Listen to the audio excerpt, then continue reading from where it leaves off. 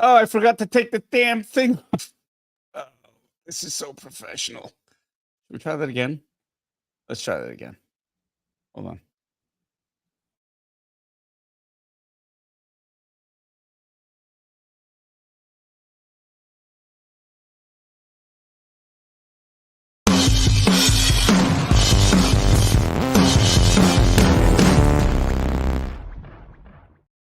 And there we are. Hey, what's up, everybody? Ignore what just happened beforehand. It's good to see you all here on a lovely, beautiful Saturday evening here in Toronto, Canada. You had one job. You had one job. Shut up, Tommy. There we go. Set the record. What, 1 minute in and I already told you to shut up. Everyone take a drink. Cheers to all of you. You are here joining us in basically two different locations tonight. I mean, Markham's kind of an outlier, but you're still considered part of the GTA. So you're joining us here from, we are three of us from Toronto, Ontario, Canada. And we've got Ryan Doell, bottom corner, out in Vancouver, British Columbia. But welcome to another edition of Saturday Night Livestream. This is the No F's Given edition, as you can tell from that stellar opening. My name is Paul Sun-Hyung Lee, and welcome everybody, all you stay-at-homers, because really going out on Saturday night is overrated. But you're in luck because the four of us are here to talk to you all about the various things that are happening in the world of geekery and nerdery. If you like nerdery, that's not even a word. If you happen to love Disney, now is the time for you. D23 is currently happening right now. For those of you who have massive FOMO, we're going to try to fill you in on what's been going on, what we've seen. We're going to comment on that and the little scoops and reactions to the information that's been dropped over the last couple of days. Some really, really exciting things. But first off, let's introduce our panel this evening. To my left, immediate left, it is our dear friend, Tommy K, all the way from Queensdale Boulevard. Salmon. Are you on Salmon? Oh my God. I'm on Salmon. He's even further away from us. He's the man we love to tell to shut up. Tommy K, how are you, Tommy? Oh, I'm doing well. Great. Nobody cares. Next, we have... I'm just kidding. What's going on, bud? Thank you so much for filling in. Thank you so much for filling in. It's great to have you on this live stream. I think this is your first Saturday night live stream where you've been a guest, yes? Yeah. No, I'm glad to be here. Didn't have anything better to do, so hey, I'm here having fun. That's exactly what I want to hear. I didn't have anything better to do, so you're able to help us out. Thanks so much. I see that Homer Simpson ultimate right there. Pretty sweet, dude. Pretty sweet. Oh, later I'll put on the head, the munching head.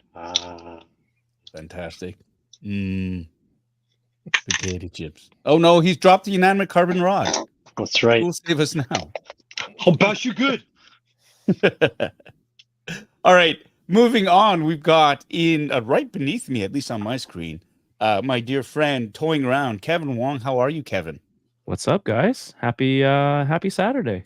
Happy Saturday to you. Now, you're just fresh back from the San Diego Comic-Con, and we're gonna bend your ear a little bit on that and tell us, you had some fabulous content on your channel. You went out there guns a-blazing, got a lot of content, a lot of scoops, a lot of exclusives that you brought back with you. Thank you so much for that. Yeah. Personally benefited from that myself. Yeah. How was that trip out there? It was busy. It was I tried to balance, play, but also getting content for the channel, which I think it kind of worked out.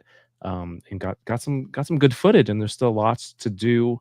It's been how long has it been? 2 weeks since I've been back, and still editing stuff. So right on. It was great. It was great to see everyone who I could out there. Outstanding. Because it's work. I mean, it's fun.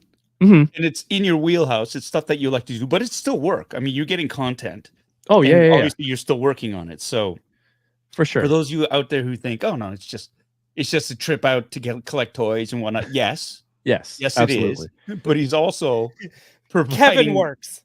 There you go. See, Kevin works. My friends over at Toy Anxiety, they don't do a fucking thing. They worked. I saw Shots them fired. with the camera on at the NECA booth, and they definitely got some stuff that I witnessed. Yeah, they But- got like 2 things. Talked about Mondo Real Ghostbusters, NECA Turtles. I think that was it.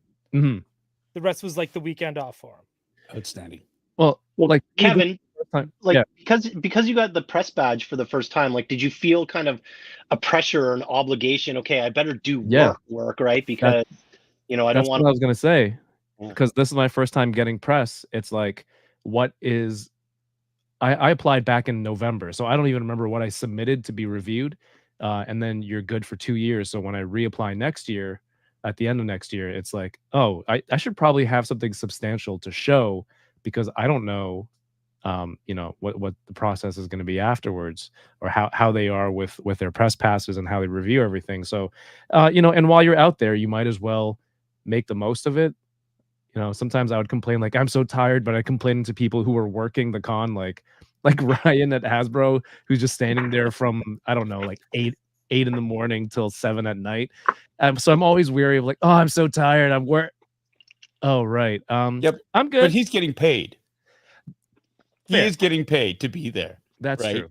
You choose to be out there, and you're hustling for yourself. So there's a bit of a difference there. Okay. Good And call. I think, and I get it, and I understand. I love your discretion, but at the same time, I think it's still valid. You're allowed to say that you're tired as well, because this is on top of what you do for a living, right? This is it's not the only thing that you're doing. So it's good. And I just want to point out too, like I would think that the Yes Have Some, or the Toy Anxiety podcast, that group, do they not have press passes as well?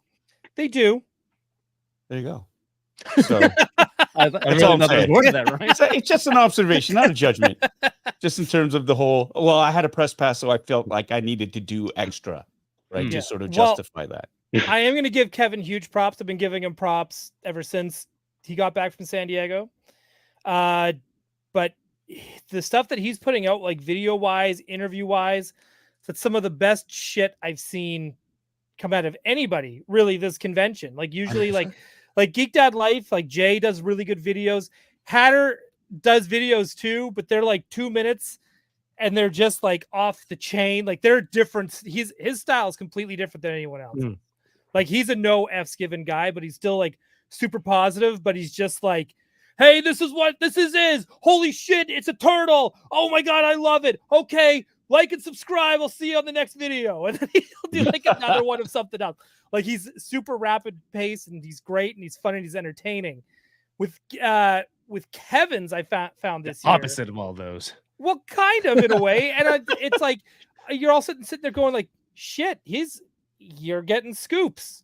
Like I'm learning things from yours where it's just like, oh, there's actual information here. Yeah. Like, and it's been like, and Jay's usually pretty good at that too. And same with Pixel Dan, obviously. Maybe I'm biased, but it's just kind of like the people that were at the Toy Tubers Unite panel. Those are my go-to for toy tubing. So there is a bias there. That is kind of what I feel is my circle. So it's kind of like, that's who I watch. This is where I get my information from, and everyone's killing it in their own way, in their own style. And everyone on that board has a completely different style of doing things. Thanks. Very man. cool. Very cool. Thank you. All right, before we move on to Ryan, I just want to point out we do have a super chat from Alexander Eagleson. Hey, Alexander.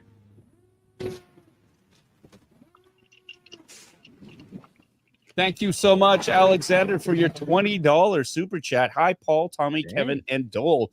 Double dipping. Thank you so much, Alexander, for that. And thank you to everybody who's double dipping tonight to help artificially boost our numbers, although I think they're starting to see through that, and the algorithm does not give an F. I'm just going to say it. Are there any kids out there? Cover your ears. They don't give a fuck. But thank you so much for doing that anyways. It's a thought that counts. And we love you, man. And thank you so much for being a supporter of this channel. And it's good to see you on the boards here. All right. Finally, we're going to get to the guy who's already been talking for a good 5 minutes solid. Straight. Yes. Nothing new.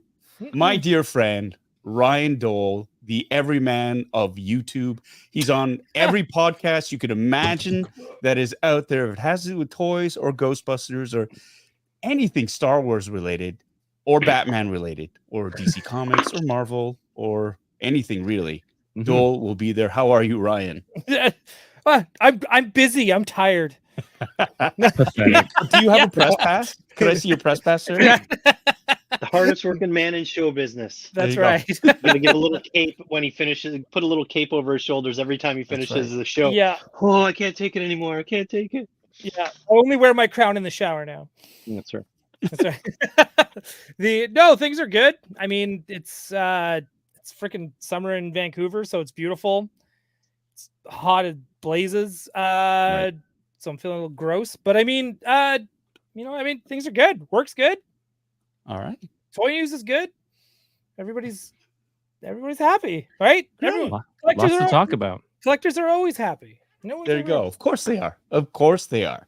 I'm going to be joining you fairly soon-ish. I mean, I can't believe it's already mid-August. Oh wow. And where has this year gone? Have you guys felt that? Like this 2024 feels like it's light speed. It's just like this headlong rush to the end of the year. Summer for I don't sure. know. Summer's like disappeared, right? It's like Yeah. we're mid-August almost, right? Like what happened? Yeah. Yep. Yeah. How do you guys I all feel in agree. the chat? Why don't you just let us know how you feel? And while you're collating those thoughts, I'm going to say hello to everybody because that's what we do on this channel. Although we've been doing really, really well, we're going to set the clock now. We're going to do this. We're going to set it. What was that last live stream? Was it 5 minutes or did we do 10? It was under Oh. 5. I think you It guys was were under like 5? 4 It something. was like under 4. 5. All right, Yeah. here we go. I'm going to take a sip and Under we're going to start the 5. clock and we're going to finish this under 5. I'm going to say hello to everybody who's Okay. commenting right now. Little sip of Ooh. courage. Here we go. Woo! Wow. Starting now. First of all, we got Dorlaxian. Hey, what's up? Thanks so much for joining us. We've got our friend Bitter Troll, Charles, or Christopher from Tennessee joining us. We've got Bad Wolf Media in the house. Andrew Terrio. Yes, I had to wear pants, and I was disappointed because it was stinking hot where we ate. Bitter Troll is back. Yes, we've got Cynthia Lynn just coming to say hi. Skywalker's Academy. Hey, how's it going? Christopher Colvin is in the house today, as well as Anthony Only. We've got Toy Geekosaurus here saying hello and remembering, telling everybody to smash that like button. Thank you so much. Carrie Fanti, my old friend. Good to see you. Aaron S., you are here as well. Yannick Frev, good to see you too, my friend. John Galgano, happy Saturday to you as well. John Carmen, hey, what's up, Wayne? Yes, let's party on, dude. All right, we're going to move on down the list here. I did a comment saying that we're going to be late because Kevin was bathing his children. My sister, Angela Lee, is here, chatting with everybody and causing a bit of confusion as to whose birthday it is, but it's my birthday next week. We've got Modos23. Thanks for joining in. Valerie Ogden is here as well. Hello, Valerie. Good to see you. Monstar0305. Justin, how you doing, buddy? We're going to keep going here. We got some conversation going. Stephen Wong is joining us on Facebook Live, as well as Satania Snuggles Cook. Hello, Valkyrie Magnus. Good to see you. Hello, Seattle is in the house. We got Paul Burnsy here saying hello as well. The Beskar Kid is here. We've got Ross Scarborough. What a hell of a name out there. Ross Scarborough. Loving Secret that. agent? Is That's that like a porn so star much. name, man. Yeah. Oh, sounds- never. I went a completely different way than Tommy.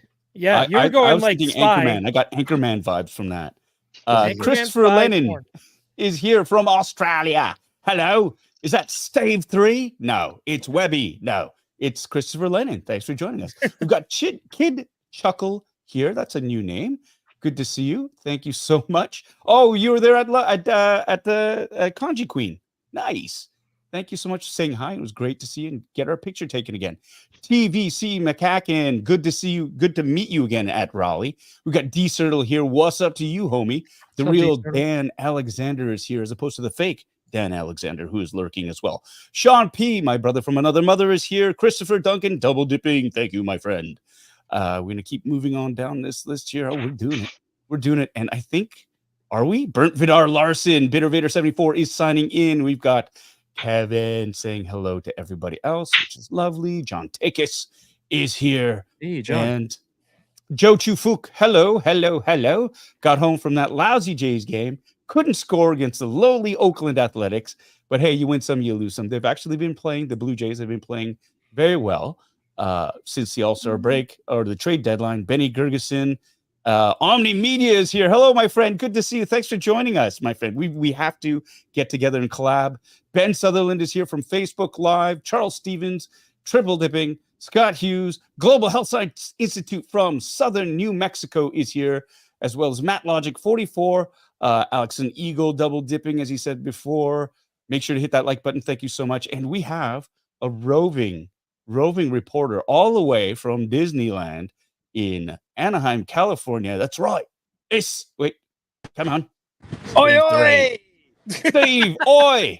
Oi, What are you oi! doing? I'm Dave. doing good. I've got like 3% power left, but I just thought I'd squeeze this in for our friend Ryan. See who's behind me, Ryan?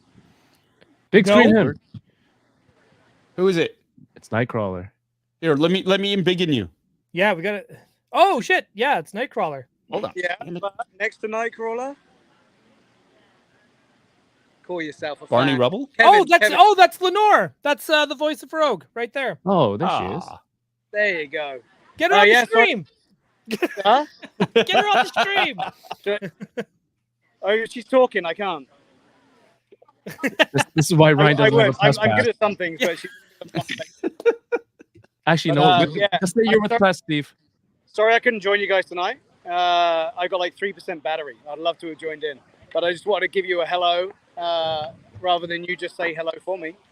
Oh, thanks we're so much. Coming live from D23. Yeah, we're about to. Hey, I was going to ask you if you could pick me up one of those exclusive Star Tour Star Speeder 3000 vehicles, Steve. Yeah. Can you give me one? I hear you picking them up for everybody. Yeah. Everyone here. Our friend of the show, Brandon, who never shows up. Right. He's in the store right now. You should probably text him. Excellent. Pause the stream. Hey. Thanks so much for joining in, Steve. Yes. Have a great show. Hopefully, we'll be able to do it next week, and we can give you a whole catch up on what's been going on. Sounds excellent. All right, boys. Have a good one. Thanks for beaming in, buddy. Hey, Tommy. Thanks for making me look good tonight. There you go. Goodbye. See you guys. Hi. Bye. Oh, Nice. that's lovely. All right, so there you go. See, nothing. So when you have a No Fucks Given edition, anyone can drop in. Almost anyone can drop in, right? Well, anyone with a link. Yeah, how do you get that link? Damn it. Yeah. Speaking of no fucks given, did anybody see the Australian breakdancer in the Oh, Olympics? jeez. What was she's I? a legend. I've been There you go. researching all day, like watching every like commentary. You know how she beat out other people to get there.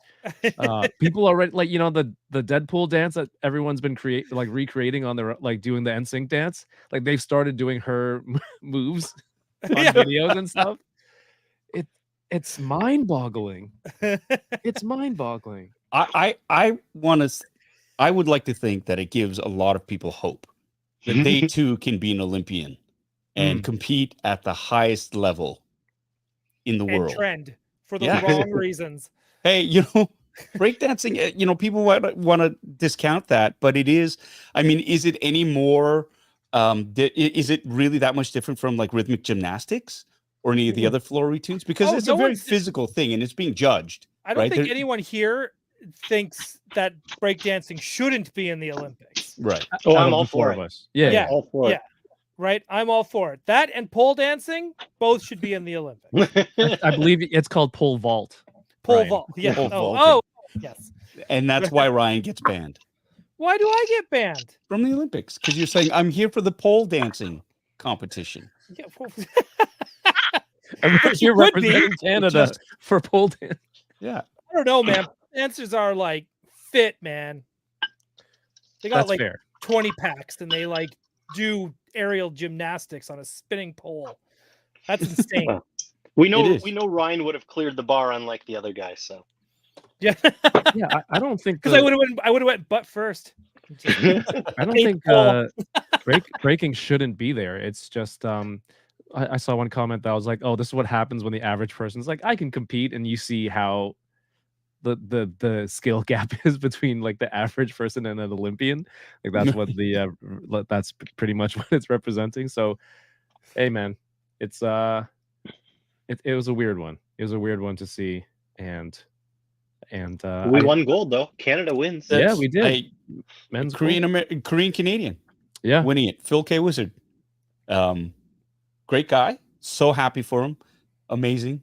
First gold medal in breakdancing. That belongs to him. What a Right. singular honor that is. And like he's amazing too. He's an incredible breakdancer.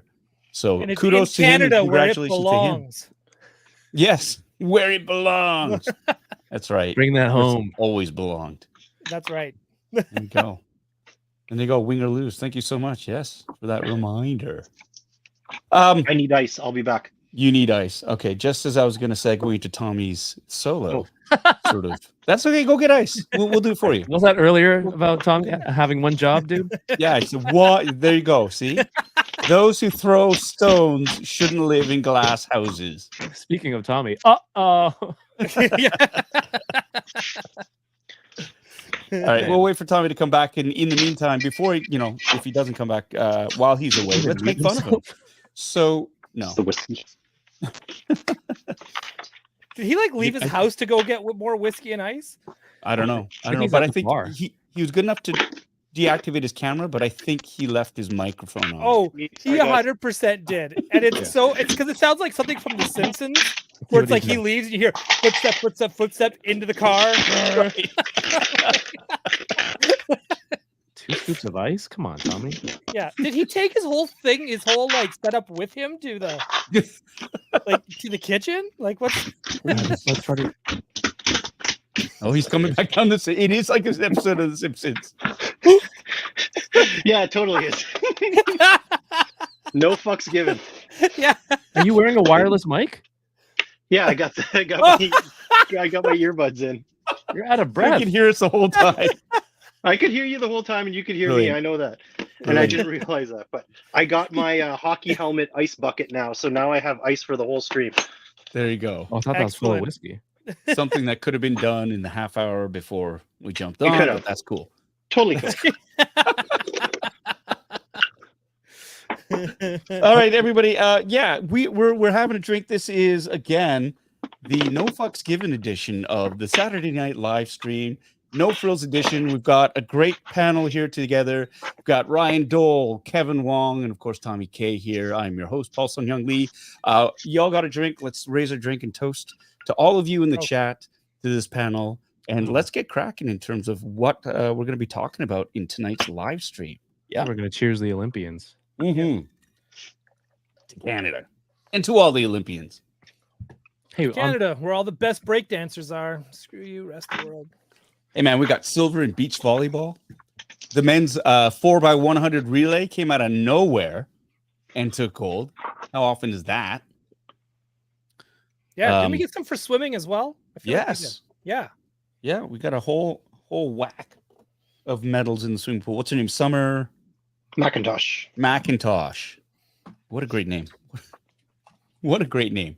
like Summer McIntosh. seeing when you talk about these like athletes and stuff and how they're an inspiration for young kids, you're like, yeah, sure, whatever. But I never really felt it actually happen until now, because my daughter's been doing a lot of swimming, and to see all the Olympians excel this year, and she'll run around the house. My favorite to watch is swimming, and she's always watching clips, and I'm like, oh, okay, I get it now. Like I said yes to it before, but now like I'm experiencing it, I'm getting it, like the inspiration that that they provide for a younger generation, a younger viewer. I'm like, okay, this is awesome. So I've been having a lot of fun with this. If you could put yourself into any Olympic, winter or summer, like sport, which one would you put yourself into?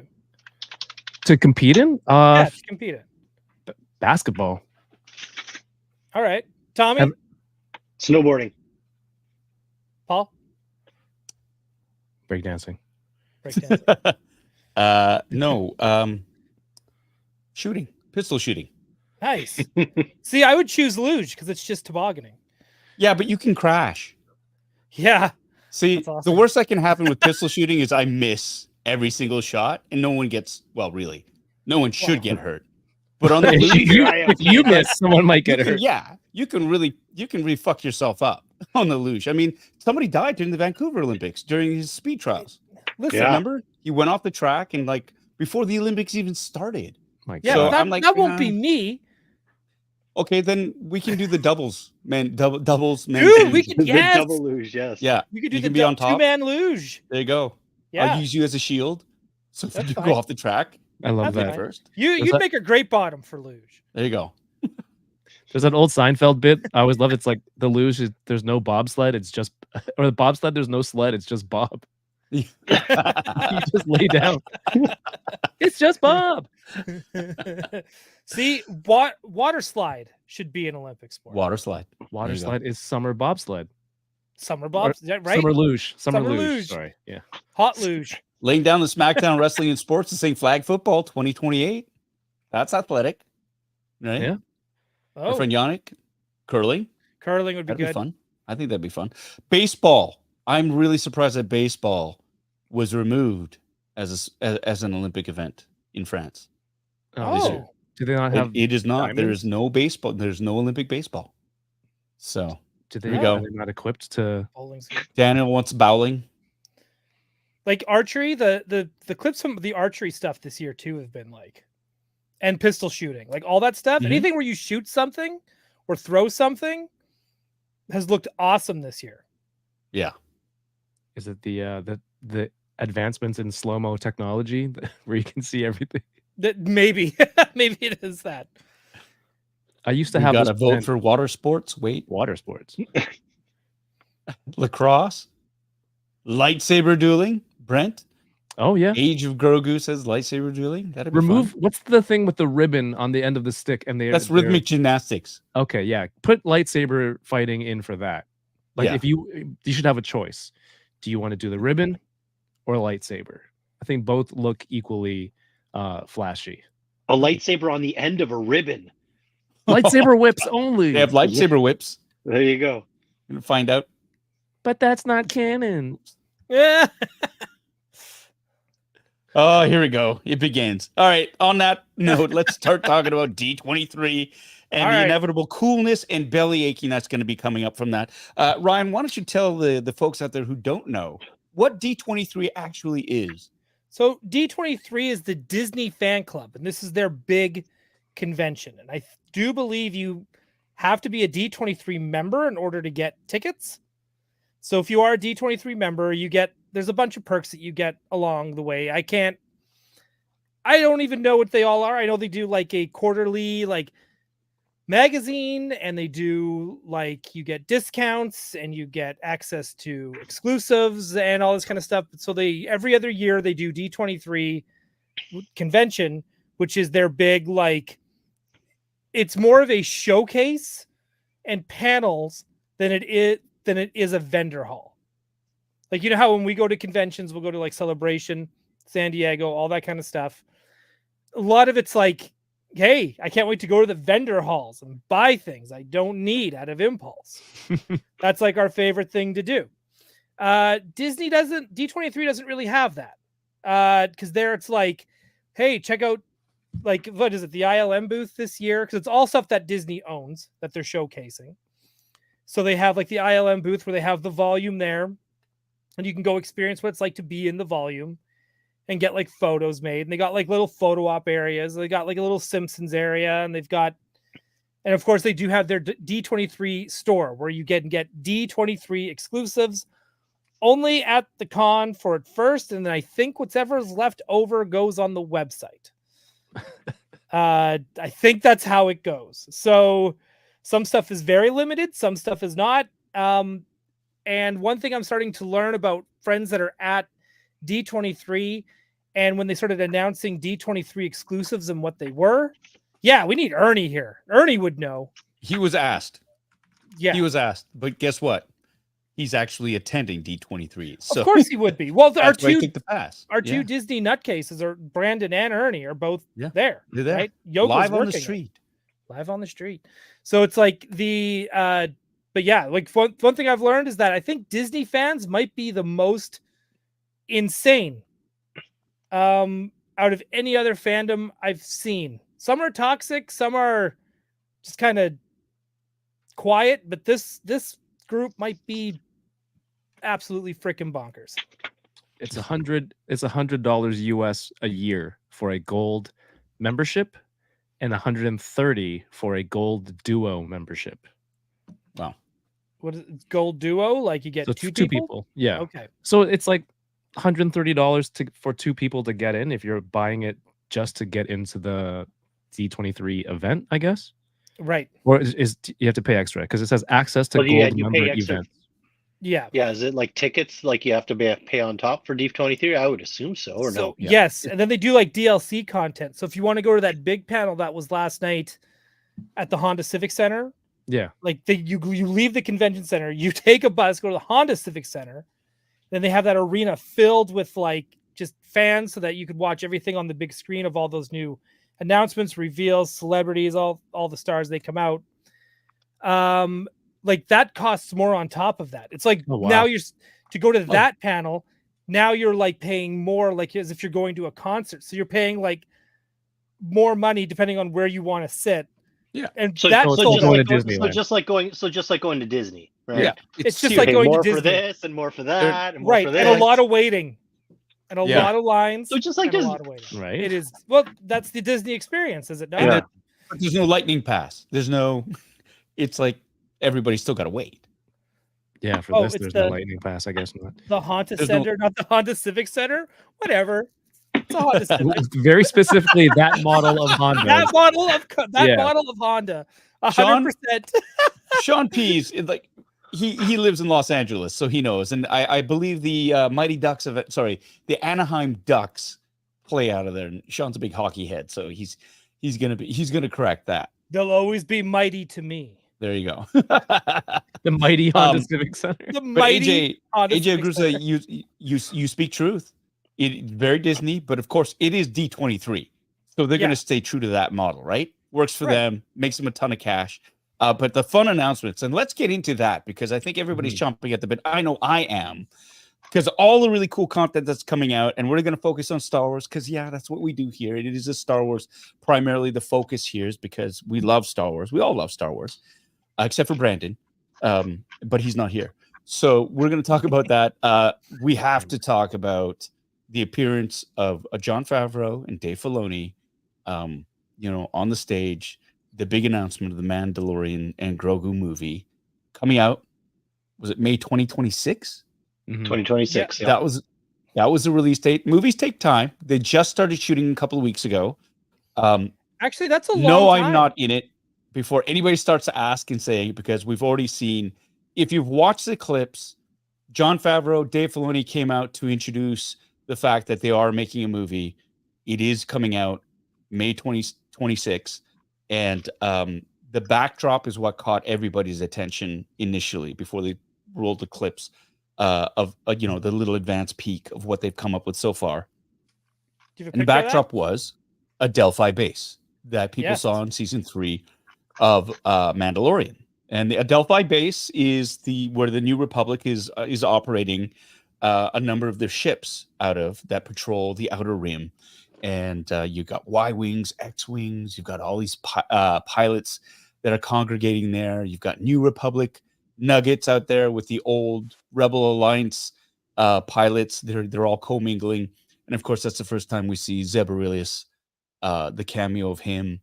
And then they rolled a clip of what they have so far, a sneak peek, a little tidbit, a morsel of what they've come up with so far. And that's been leaked already. I mean, there's already. We're not going to show it here. It's an arena it's out full there. of people with their phones out, There you go. Yeah, and right? they ask people not to post it, but that's like asking people not to pee in the pool. Someone's going to do it. Oh, because they Someone can't has help to. it. They have to. So Yeah. I've seen it because I'm terrible with spoilers and whatnot. I want to know. I'm curious. I have serious FOMO. I don't live near Anaheim. Couldn't be out there. And and I'm a sucker for that. So I went and I needed to watch those clips. Who else saw the clips? I did. Everybody did. So yeah. Well, I'm in good company. For those of you who haven't seen it, I'm not saying go see it, but we're going to talk about what we did see it in there. So if you don't want to be spoiled or whatever, go get a drink. Go get a drink. and we'll And leave come your mics back. on. We'll come back. Yeah, leave your Turn mics off your on. mic. Yep. Yeah. So, I mean, first things first, they had a number of things that I think, as a fan of the Star Wars franchise, John and Dave always seem to come up with like those hits that immediately sort of get my sort of geek radar up and happy.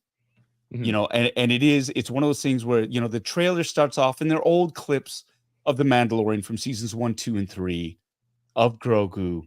You've got Emily Swallow's voice as the armor saying, "You are Kevin, you do the voice better. What was the You are a line? clan of two." Go ahead, Kevin. Oh, you are a clan of two? Yeah. It's been a while. You are a clan of two. There you go. Too Amazing. old. Okay, we'll try it again later. Right? And here, Ryan's come up with the screen. There you go. Beautiful. Damn, Beautiful that shot screen of a is Delphi awesome. base, and that is taken straight from season 3, right? That backdrop there, and there's Dave and there's John right underneath there. So, you know, and immediately I'm getting a lot of people saying, "Hey, Carson Taven's going to be in it. Carson Taven's going to be in it." He is. What can I say? What I'm can I gonna say? make him in it. Nothing. I'm gonna start a whole thing. Is there an X-wing in that hangar back there? That open hangar? Yeah. Those are the Quonset huts. You see a Y-wing that is being worked on right there. Right? I think This I is see literally Hera, the shot. You know, that's a Delphi base. I see Hera coming out of one of the doors, buttoning up her my shirt. God. And this is why they never asked me back. Single-handedly. It was all Doell and Tommy. I'm putting it on Doell. That's fine. Hey, I'm- I will take that heat. Just like Hera took the heat in Mandalorian season 3 when she recruited ex-boyfriend Carson Teva to join her. To get Ahsoka. She saw Carson Teva pole vaulting and then got interested. Oh my God. Okay. So It just keeps knocking it over. You've got clips of the old series there from seasons 1, 2, and 3. And then the geek moment happened for me, and you see snowtroopers. And I don't know, these guys always have an eye of what have we not seen yet that will get the nerd community sort of going, the Star Wars fans going. You know, and I saw that, and I saw the mouse droid with the snow tires on. Yes. Rushing through. It's stuff like that, like those little nods to all the nerds that love the universe. Mhm. You give them things that we haven't seen yet. And we've seen stormtroopers, scout troopers, we've seen death troopers, the E-Web cannon, all these great different vehicles, speeder bikes. And then to see snowtroopers is a great thing. It's like, oh my God, they've done it again. I mean, that hooked me immediately too, right? And you have, you know, a variety of different shots. And of course, you got another cameo. You've got another glimpse of Zeb. He's there riding in what looks like a brand new Razor Crest, right? Oh, It's all yeah. shiny, Was. right? So I'm watching So- very, very blurry cam footage on my cell phone. So it was like poor quality upon poor quality. Plus Right. the lights were off in the washroom, so it was really hard to tell where they were. But He was You shower watching it in the as dark? he's watching it as he's bathing his children. yeah, That's like Ernie, except, you know, he's bathing his children instead of bathing himself. yeah. Yeah. I was scrubbing the wall. Actually, I thought it was the kid's hair. I was scrubbing the wall. That wall's never been cleaner though. Right? Oh, yeah, And there's a walker. there's the ATRT, right? Yeah. Which is, you know, and you see Yep. that, which is a great callback to the Clone Wars. Yeah, And there's that shot of it skidding down the mountain. wasn't there an And AT-AT of course, also? when it lands, you see those double blasts, and you've got some AT-ATs there, some AT-ATs blasting away. But it's I the mean, way that it is- pans over to it. Because you're Yeah. following Mando, and then Yeah. all of a sudden you see the shots Yeah. coming at them, but you see where they're coming from, but you don't know what's shooting at them. And, And then then it they does pull that back. sweeping pullback. Yeah.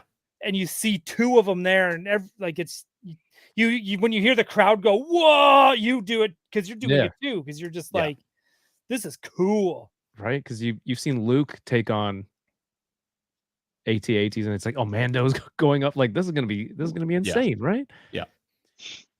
So it's just one of those things that just feels great. There's exciting moments, and again, those are like little morsels that we're getting, little crumbs that we're getting, which is amazing. So, Hey, the Razor Crest didn't just return. We know that in Book of Boba Fett, right? When he's on Tatooine with Pelimoto, Oh, right. she was already like, "Hey, I'm working on it. In the meantime, here's this thing that I got you from sleeping with a Jawa." All right. That's verbatim. That I'm quote. glad I still have my HasLab. there you go. Right? Right? And Same everybody was here. bemoaning the fact that, oh my God, I just got it and they destroyed it. It doesn't mean you destroy your HasLabs. It doesn't mean it's done. They blew up the USS Enterprise how many times? Right? It still exists. It's still there. Hey, they knocked the satellite off the Falcon in the second Death Star, I guess. Why even release a Falcon? Right. Dave Diaz he's pointing out that perhaps it's a flashback. Might be a flashback, maybe. Save that I don't for think so. season 4. Might Save the be. flashbacks for season 4. Yeah, might be midichlorians. Who knows? Oh my God. Could be. Sorry, the M count of the ship is what brought it back. Yeah. The dark side has mechanical skills. Well, here's the that thing. some may It feel doesn't are- necessarily have to be the same ship. It's not like they rebuilt it. It's like it's another, like they have many. I mean, presumably, Yeah.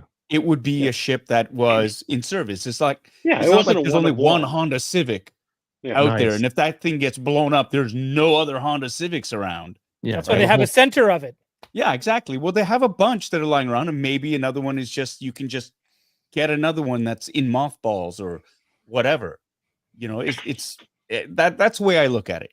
It's another Razor Crest class ship. Hey, if that they're is able to find refurbished. another Naboo N1 starfighter, 100%. they can get you another Razor Crest. Just give it time. There you go. It's like finding a DeLorean. They're out there. Yeah, You just got to find them. Some people have 2. there you go. I don't know who would have 2. I don't That's know who would ridiculous. have. That is. Especially Johnny Carson's, because Yeah. that's excessive. That- That would be excessive. Speaking of excessive, we've got another super chat here from Wing or Lose. Gonna lose.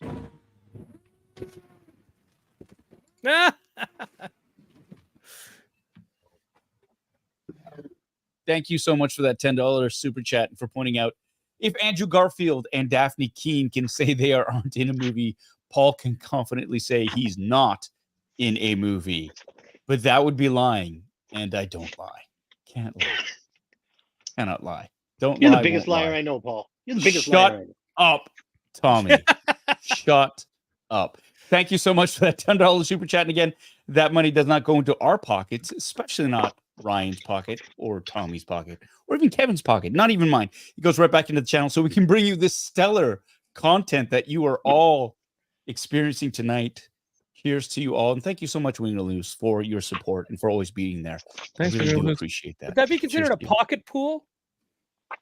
Shut up, Ryan. He doesn't lie. He just tells everyone to shut up when they're too Yeah. close. That's right.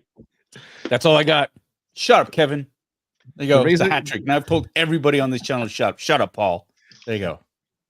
Now I think it's- this, Razor I Crest think is this a goes back to SC. some like repressed memories Paul has, right? He's just lashing out. Like, shut up, Tommy. yeah. Doink. So hear that? That's the sound of me coping. Sweet liquor to ease the pain. Ah, yeah. Cheers to all of you, John Just DeLong. checked thank out you a whole so bunch much of for joining toys. us. So we've got Toys? that. Thoughts, dudes. Thoughts on Mandalorian and Grogu movie. I'm hyped. I'm Pumped. Yeah or nay? Yes. yeah. I'm 100%. pumped. Yep. I'm Ryan's fully in. on board with this. Yep. Kevin. Yeah. Hell yeah. I'm you know, I was saying it in one of our chats. It's like how can Carson Teva, you know, last seen as the handler? You know? Is there another season? Is there more shows in between this, like is there Ahsoka 2? They are currently, as far as I know, and this is all that's all stuff that's out in the internet right now.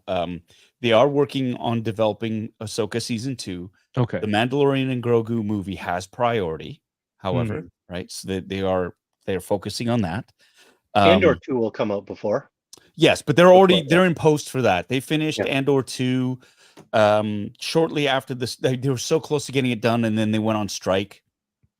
The Writers Guild and the Actors Guild. And then once that ended after like the 100 and some plus days, they went back to work, finished those off. So they are completing that. So Andor season 2, that's they're just doing post on that.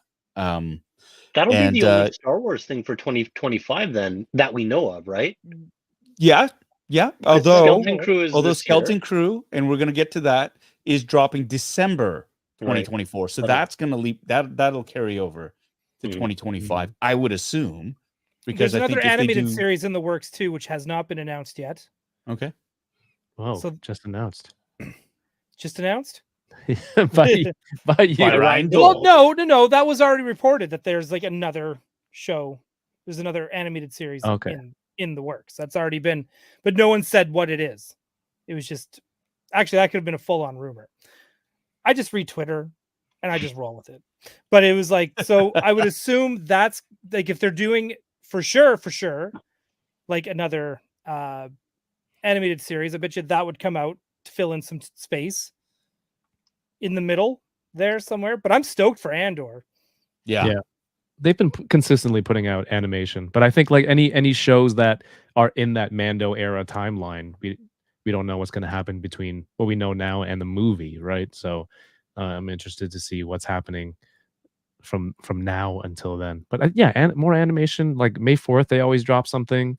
Yep, it seems like. So I don't think we'll have to worry about that. I just like that we have the official logo for Mandalorian and Grogu for the movie, and Boba Squadron doesn't have to use fake movie titles to talk about. Spend like 40 minutes on to realize, wait, this wasn't a real source. Look at this black space over here. There's something that's going to be said in this black space. You can add words in this dead space. I blame Ernie for that one. Yeah. Ernie. Damn him. No, Andor, like because they showed some new clips from it, but not a trailer. And it was kind of more behind the scenes of it too. From what I kind of prefer. Yeah. Yeah. It reminds me of the old vlog days of the prequel. Yeah. So there's like very little context given. No real spoilery things. Oh my God. And I like that better. Like the trailers are great, but I think that leads to wild speculation a lot of times. Do you remember for Mandalorian season 3, we had that shot of the Mandalorian and he was asleep and Grogu was on his lap and everybody thought, oh my God, he's fucked up, he's hurt, and Grogu's flying the ship, and like crazy stuff that just people read into, and it's like, no, I think he's just asleep. I think that's all it is. He's asleep in the cockpit because they're in hyperspace and it takes a while. Yeah. But stuff like that. I like teasers, like, because teasers are typically just like little quick cuts, like flash a scene. So like it gets you really excited, right? Like it gives you that visceral visual excitement for it, but it's not really giving away plot. And yeah, if people want to go nuts and say, yeah, Mando is hurt and Grogu is doing whatever, right, let people talk. But I do like a nice little 1-minute teaser that just gives you like, a sizzle reel, right? Like just stuff that like the hair kind of goes up on your arms and it gives you that kind of visceral excitement. But like these like 2-3 minute trailers is a bit much. Yeah. Well, I mean, but that's the thing. I mean, this leak clip that was from Mandalorian Grogu movie, it wasn't meant to be out there. It's out there in this day and age. I think it's folly to expect it to be like sort of kept under wraps. But remember the days they would just release an image? Like, I love that kind of teaser. Episode 1, it was young Anakin in front of, on Tatooine in the shadow was a Vader. Yeah, that was a poster. That was a great poster. And it spoke volumes. I love that because it was like, we all know that Anakin Skywalker becomes Darth Vader, but you see this image of a young Annie and he's there. He's on Tatooine, and it like that's enough to hook me. I mean, for the Mando Grogu movie, if they had like the image of the AT-AT right there, that would have been like, oh my god, they've got what's going on? What is the context of this? Mm-hmm. That's a great teaser. I think that it's just like a really, really stunning image. When I was working on Avatar, I so badly wanted to just leak a single photograph of the cabbage merchant's cart. That's it, just the cart. And that, it's an iconic image, and people and fans would just, like, those who get it, and there would be much rejoicing in the land, like stuff like that. I'd love the simplicity of that, without giving away too much, because these scenes that you see, like in the clips, and it's my fault. I watched it. I couldn't help it. But now I've seen it. And now I'm expecting it. And I know it's going to be part of a larger picture. But there's a part of me that's like, oh, when it happens, it'll be like, I'll still enjoy it.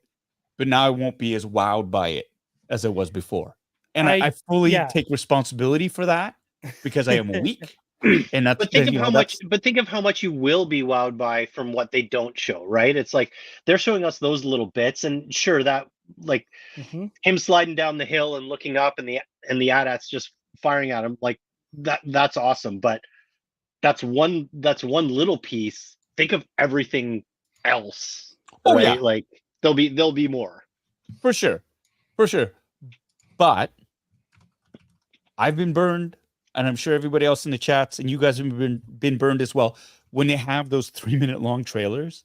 I don't where like they just show the best parts of the movie. Yeah. Because they know it's going to be garbage.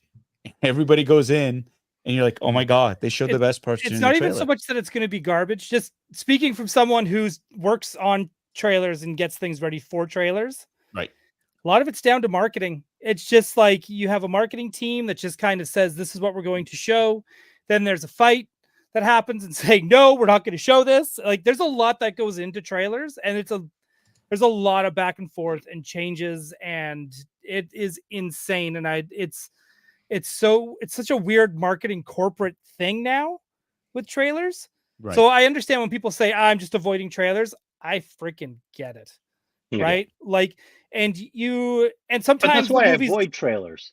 Yeah. Then some movies don't show you anything, and people, like, I've worked on movies where people are like, oh, I can't believe they showed the whole thing. And you're trying to, like, tell them without saying, like, you actually ain't seen shit. Right. Right. Because that happens a lot too. Yes. And there are movies. I'm going to talk about Deadpool and Wolverine, where the movie transcends all the shit that you see in the trailers. Oh, yeah. And that's the thing. I watched those trailers. I was blown away by it. I was like, oh my God. But the movie does so much more as well. And that's a perfect example of, they show you go, if you love this, oh my God, like, putting context with everything else, that's a drop in the bucket. And there are movies that absolutely go above and beyond. And Deadpool, Wolverine did that. I have not laughed harder, smiled more, shed more geek tears than during that movie. I was absolutely blown away by the level of fan service in a good way. That went on, and the sheer joy that it felt like that just got pumped into that movie for me. Right.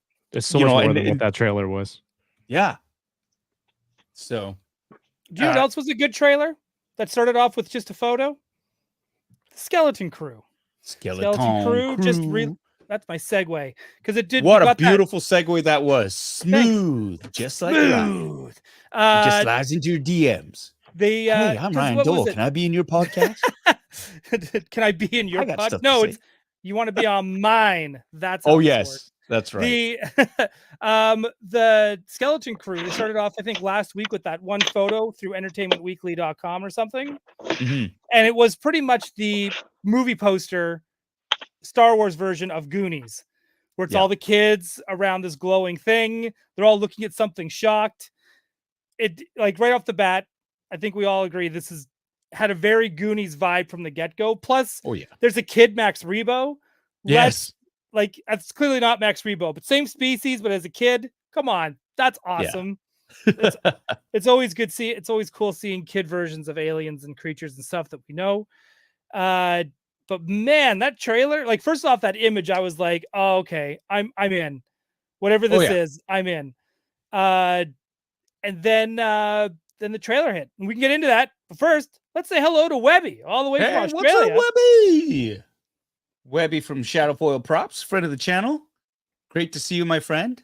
Is there a link below for should your we discount? call you Steve? Is Webby a good break dancer? He's Webby a is great break dancer. Better break dancer than the woman that was on the Olympics. But again, that bar is pretty low. Hey, those of you, if you want to, if you're into like collecting premium lightsabers, my friends,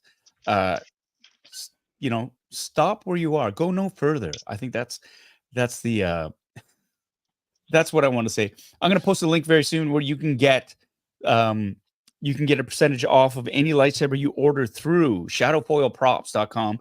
They are an amazing company that provides the wherewithal, the means to either create or buy fully finished a premium lightsaber. Those of you who watch the channel, friends of this channel, have seen the rest of us geek out over the amazing quality of lightsabers that were gifted to us from our friends at Shadowfoil Sabers. And Webby is one of the installers.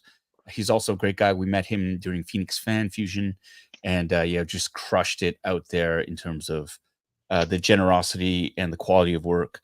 And we're totally blown away. So I'm going to post the link in the comment section right now. And if y'all want, you'll get a discount, 10% off an entire order for a lightsaber that you go to shadowfoilprops.com. And I'm just trying to post it right now. It's posted. Posting. It's right there. Is it there? There you go. It was slow on my thing. So there you go. Paul, put that in the private chat. Bitter Asian dude. There you go. Bitter Asian dude. And of course, sorry, I'm remiss to say that this is streaming on 3 different platforms. I forgot. YouTube, obviously, Facebook Live, and Twitch, which is still a mystery to me. But I still, I'll still broadcast in the wild out there to see if I can get that extra 1 follower. Post-apocalyptic movies where you're just sending out the a radio signal. There you go. Day. Yes. Is anybody out there? Is anybody out there? If you are, stay away from Coruscant. The Jedi Temple has fallen. In the meantime, don't forget to give Obi-Wan a like and subscribe. There you go. And don't forget to hit that notification bell so you know when to return to the Jedi Temple. Exactly. Man, I'm looking at the Stranger one right now. Oh, The Stranger Danger. It's beautiful. Yeah. It is incredible. All right, so Skeleton Crew, Skeleton, loved it. Love the vibes from it. Again, serious Goonie vibes, but in true fashion, anything that is dropped that brings people joy also comes with its fair share of trolls. And it has begun already. People they're not real. Like saying, fuck them. It's a bunch of kids. I can't believe it. It's gonna be woke stuff. Dave Filoni's he's a turncoat, and I don't understand what it is about people wanting to piss over everybody else's parade. They're not real. They're not.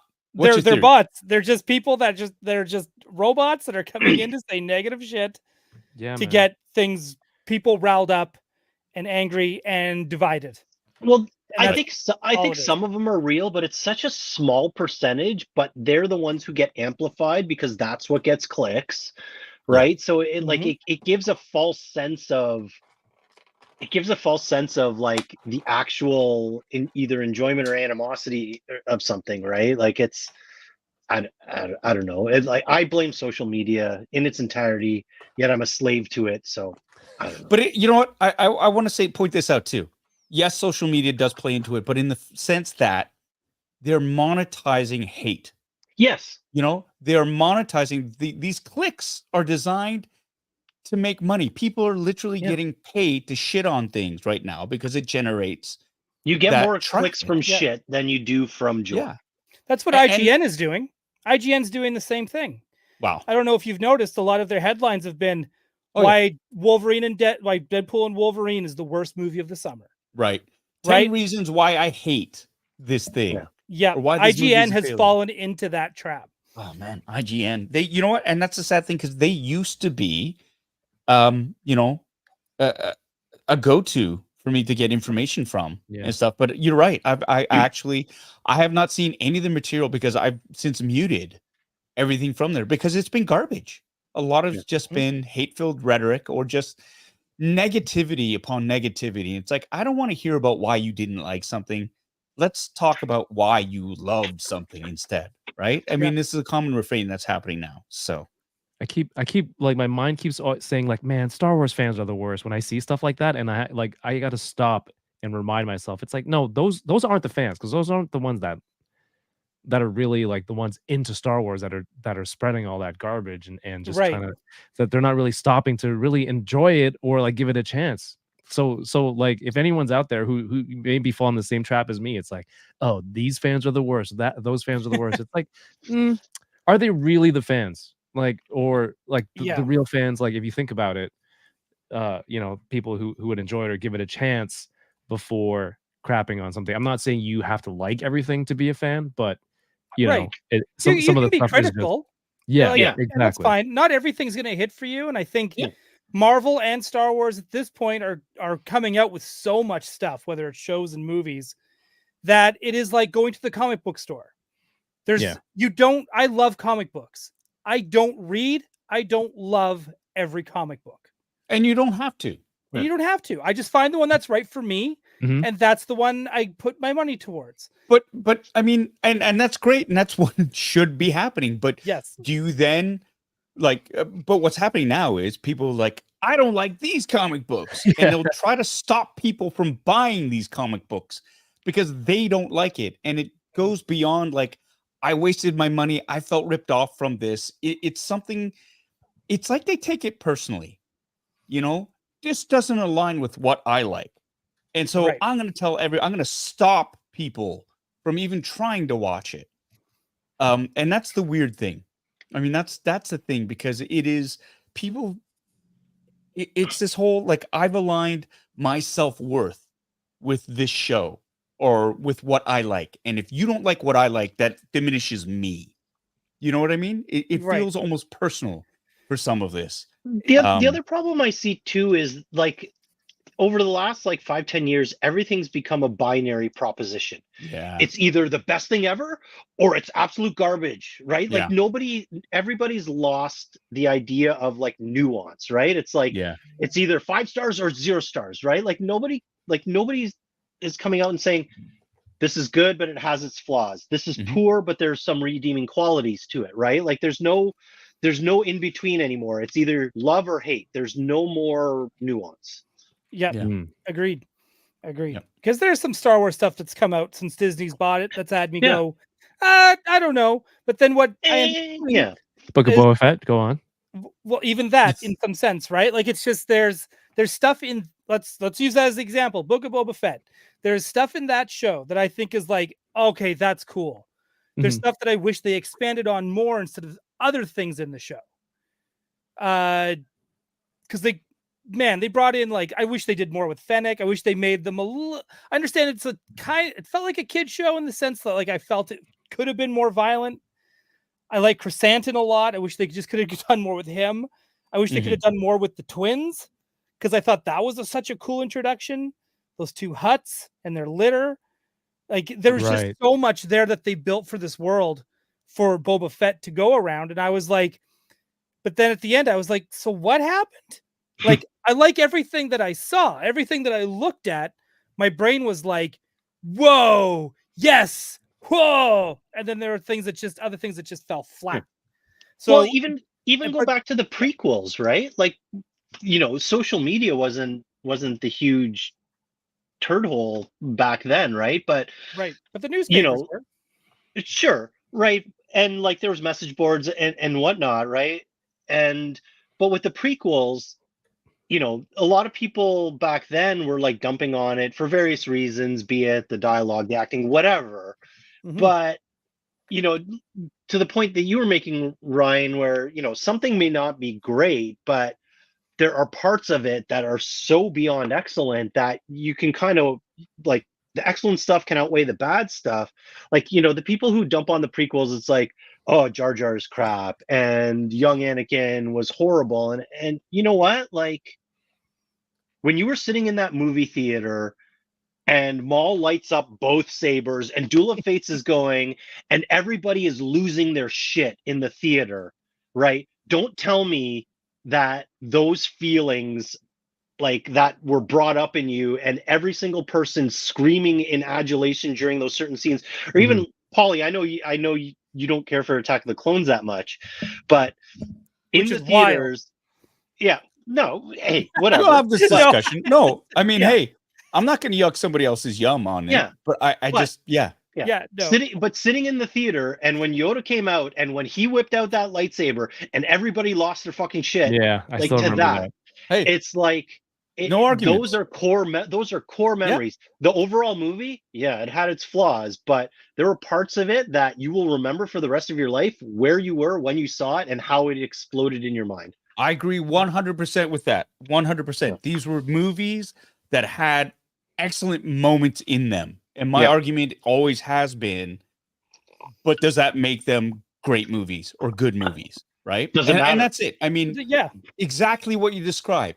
Duel of the Fates, Darth Maul, that door opens up and everybody like jerks to a halt and they're scared shitless. Yeah. And it's just like, we'll take care of this. And there's like 30 people who go, cool. And they go the other direction. And you see Qui-Gon and young Obi-Wan take off the robes. You're like, okay, this shit is a cat's ass, right? Like, this is amazing. Same thing, Attack of the Clones. Yes, Yoda whipping out that lightsaber and going after Dooku. Good Lord, that was fantastic. But that doesn't make an overall, I mean, these movies were flawed. And I'm not going to yuck. If you love them, that's awesome. But for me, like watching them too, it was like, oh, okay. But I'm not going to actively go to people and say, don't fucking watch this movie. If you do, you're an idiot. Fuck you. I'm never going to say that. He's not putting out videos. You also won't say, oh, this is a 0. Exactly. And you won't say it's a 10. You'll say, like you said, hey, this was a 6. This was a 6.5. And these elements were beyond awesome. And like you can have like the dialogue and kind of dissect it in a way that you can point out the excellent parts and you can be critical of the parts that fell flat. Oh yeah. And that's the thing. That's what we used to be able to do, man. Like we used to be able to do. We do. Yeah. I know. And I really, really wish nowadays everybody was I mean, there are a few like critics out there, you know, YouTubers who have their own channels, people with a really sort of measured approach toward and a really critical eye behind whenever they review something or give their reaction to it. And I really am drawn to those. Right now, Omni Media, who's on there, he's got his own YouTube channel. I got a chance to meet him first in Richmond, Virginia, at GalaxyCon out there, and then in Raleigh. Really, really great dude. I found his channel because I was looking at reviews for Avatar: The Last Airbender, and I fully admit I'm biased, right? Like I'm looking for, but what I'm looking for is a more balanced, honest sort of approach towards reviewing whatever subject matter it is. I don't want somebody to gush it and just gush and like lay praise and overlook every single fault. Nor am I looking for somebody who wants to just flame the earth and like destroy everybody. I want valid criticism. That's what I seek as a performer, as somebody who's inside the machine, kind of looking like, what are people, like really smart people, thinking about when they're seeing this? Because we know we're not putting a perfect product out there. We're trying our best to be as excellent as we can. Some things hit, some things don't. What is like a good, smart, sort of balanced, critical review on that? And this is what's lacking. You have people who want to take, it's like the dark side and the light side. People who are looking for the easy way out and going, I hated this. And hate is so easy because it's so lazy. It requires like zero effort. You can just go, yeah, man, fuck those guys, and just jump on that bandwagon of hate and just go, I don't need to watch this. You're all losers, and sort of go and do that, right? Right. So, you know, even if I don't like something, I'm still going to buy all the toys. Well, there you go. You know what, too, though? Like, it could definitely be an age thing too, right? Like we're all of a certain vintage, right? And I remember like arguing about stupid shit on message board back in like my early 20s. And when I think back to that, it's like, yeah, like my way of thinking about things back then was way different than how I think about them now. And I was definitely more at that younger age, impulsive, ready to like just jump and spit venom at something. Right. So, like if we were to look at the demographic of the people who are shitting on things right now, is it perhaps a younger demographic that is more, say, just reactionary and impulsive, like I was at that age? I don't know. Like I haven't done this kind of deep dive, but I always try to think back to how were my interactions online in my early 20s? And I'm like, yeah, I probably, I've learned a lot of things since then. Yeah. But you know what? I will say there were less people online at that point too. So it was a smaller, sort of group. Now, and it wasn't everything's algorithms. amplified. Yeah, and it's just like you've got AI that's like pumping stuff out there, and it's whatever trends that you're following that they just sort of get built up for you and broadcast to you. And that's the thing. All these negative posts, again, I have to believe it's a small subsect of people that are just, the squeaky wheel gets the grease. But I've been to conventions, and I will guarantee you 100 million%, none of the people who are flaming any of that shit online would have the guts to say that to your face. Absolutely not. Right? They would not. And they would be the first ones to duck and cover and run if they were ever faced with a consequence, or like, okay, you want to be as critical, or you can be critical, but there's a civility behind it that is lacking. And they would not have the courage to actually do that and say that face to face, because you're hiding behind your keyboard. And I know people are trying to be clever and trying to be funny and doing these things, but really what they lose sight of the fact is there are people on the other side. There is a human element that has been overlooked.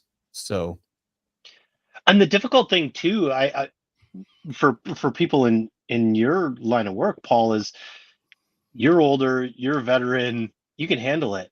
Like, imagine the bullshit like that the kids you worked with on Avatar, any of the shit they might have had to put up with like trollish bullshit of, like Azula doesn't look good, and blah blah blah. Like, God, they were terrible. I mean, that's the thing. Like, to kids, a lot. Lizzie Yu is freaking amazing. Love her to death. She's an actor's actor. She cares. She's committed. She's talented. She's funny. She's cool. All those awesome things. And people fucking flamed her online because of one screen cap. And, she's too cute to be Azula. She's not crazy enough. Look at her face. I couldn't believe that. It's like, you haven't seen her act. You haven't seen her performance. And all these fucking haters were out there shitting all over her because of one screenshot. Yeah. Crazy. It's like this whole idea of just people just jumping to conclusions. And it's like, just wait and see the damn thing before you pass judgment. Daniel gets it. Daniel Sertle. He was earlier on saying, he saw the trailer for Skeleton Crew, did not enjoy it. He was like, nah, kids, right? He's a grumpy old guy. I was gonna say they're on my grumpy. lawn. His back hurts. I get it. But then he's like, he's big enough to admit, you know what? Now I have context. And he said this to begin with. He said, I will wait until I see it before I pass final judgment, which is all you really need. That's all it is. That's it. Right? And that's it. So Daniel gets it. Why can't the rest of us? Well, love you, Daniel. We can find out December 3rd. We can go back to talking about Skeleton Crew, right? I thought we were. Okay. We're going to talking about the reviews, but I have to say, I love the in Skeleton Crew. I loved the suburbs. We've never seen suburbs. Yeah. Really in Star Wars before. Like we kind of do, I guess, in Tatooine, like in episode 1, like where where Anakin and Shmi live. That's 100% rural, man. That's like farmland. Is it? Because it's like it's still there, like Mos Espa, and they could walk to work. That's still the sticks, dude. It's That's- still yeah. wow. Come on. It's still across the tracks, right? Look, where man, they if live. a droid could just like R2 could disappear and they had to use a land speeder Hey, I'm not to saying Luke. find him, I'm saying Anakin. that's not a middle class neighborhood, bro. No, see, Luke lived on a farm. Anakin, No. Anakin lived in the projects. he lives in Yeah. the okay. Okay. I mean, All right. You're not wrong. Like now thinking about the exterior of that with all the like the leveled apartments and stuff like that. No, I want to see the Star Wars HOA come down on one of the kids' houses because the grass is too long and be like, "Oh, hey, your grass is too long. The HOA is coming in on you. You can't have that. You can't have that speeder bike on your lawn, man. HOA is gonna find you." Yeah. wait, But I'm go ahead. sorry. I'm just looking at the trailer now. I haven't looked at the Skeleton Crew like official trailer. This looks awesome. Yeah, that's great. It looks so fun. What the hell was Daniel talking about? I get all the feels. Well, Daniel's dead inside. So that's the thing. Remember, salt and mayonnaise is spicy for Daniel. Yeah. So sorry, I love you, brother. You know that. You know I love you, Daniel. But no, Isn't I it? love that look though. Like it looks like a shot out of E.T. or the Goonies, Yeah. right? Like it looks But like that's just it. They're giving us something new we haven't seen in the Star Wars Yeah. universe, which is great. It's Yeah. just making it bigger. Yeah. Mhm.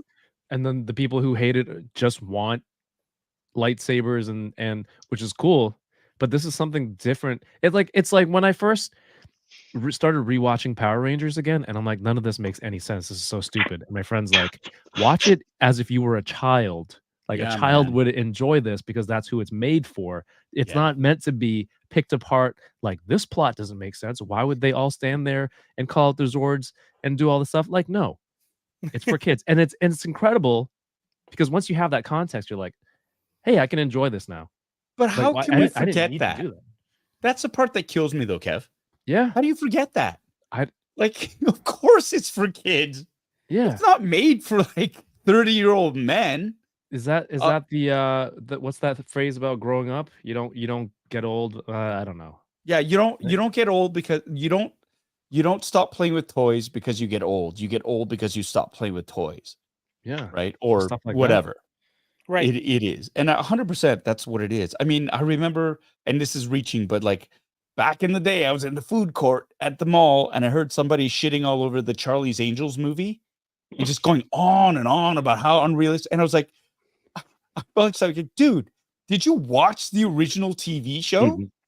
Like, what the hell, man? Like, stop putting adult sensibilities on movies that were, or TV, like things that were based on shit that we watched as kids. Or just That's things the that are big meant to be things. fun. Yeah, Star Wars was meant to be fun for kids, a younger audience, man. And because you've aged doesn't mean it, that's the thing. We Not lose sight of everything that. has to be Andor, and I don't want everything my to be God. Andor. Do you know what I That's what- mean? Like, Yeah. like I love Andor. I love it so much. But I don't want everything to be that. Yeah. Yeah. Right? Because how I will- boring would that be? Honestly, I I love Andor and stuff, but if it's always just the same, and we've talked about this before, the Star Wars universe is big enough that it contains many, many narratives that has something for everybody, but it doesn't have to be everything for everyone. Right? You know what the best part is? This is like the people who are criticizing this from like the wrong lens. It's like they're comic shop guy from The Simpsons, Yeah. right? Yeah.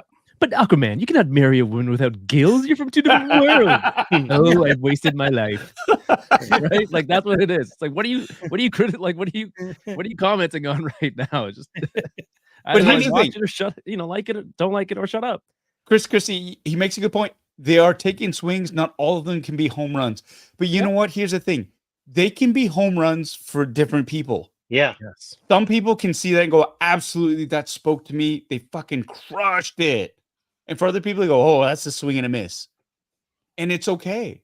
Yep. It doesn't have to be universal is what I'm saying. It's almost like art is subjective. Yeah, man. Well, the biggest enlightening for me was when before George sold Lucasfilm to Disney and they were re-releasing the prequels in 3D. I took my son, who was 9 at the time, to go see Phantom Menace in 3D. It was the first time he'd ever seen it. He was on the edge of his seat for the pod race scene.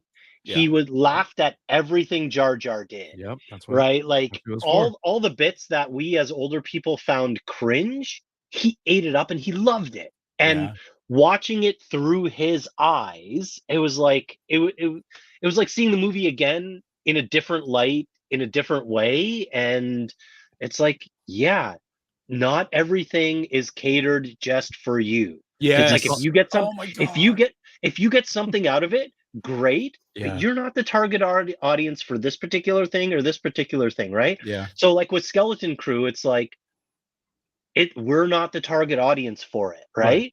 But like 12-year-olds who are gonna watch it are probably gonna think it's the best fucking thing ever. I don't know. I kind of feel like I am the target audience because I Well, love Goonies. Yeah. You know, you, there's that like perspective. sure, that there's wave of us, nostalgia hit me, and Yeah. I'm there. I'm there for it. us who remember the Goonies, yes, and the kids who are now of when we were of Goonies age, it's that angry middle ground of like the 30-year-olds who weren't into Goonies as a kid, and this is not targeted at them. They're going to be Oh, the man. whiners. That's skibbity. Yeah, Total skibbity, man. I That's just like watched. beta behavior. I just watched a 10-minute reel on Facebook today explaining 10 Skibbity minutes? Toilet. Skibbity toilet. Ohio. It was 10 minutes. Well, going through like the whole history of how it started and why it's funny and all of this stuff. And it's like, yeah, I get it. I get that I don't get it, but I get it why the kids love it. Hey, that's Jake Stevens from Thanks, Forlong Stevens. Kazakus. For long for Zuckus. Shut up. No. No, no. But he said today it's not for kids. That's his opinion. Well, That's it. he'll say it's for everyone. It is, but yes. And Yeah. I love Doug. He's a Yeah. great guy. I love Doug. So like super talented, obviously, man who's been involved 4 years. But Tommy, when your son said he loved it, did you tell him he was woke afterwards?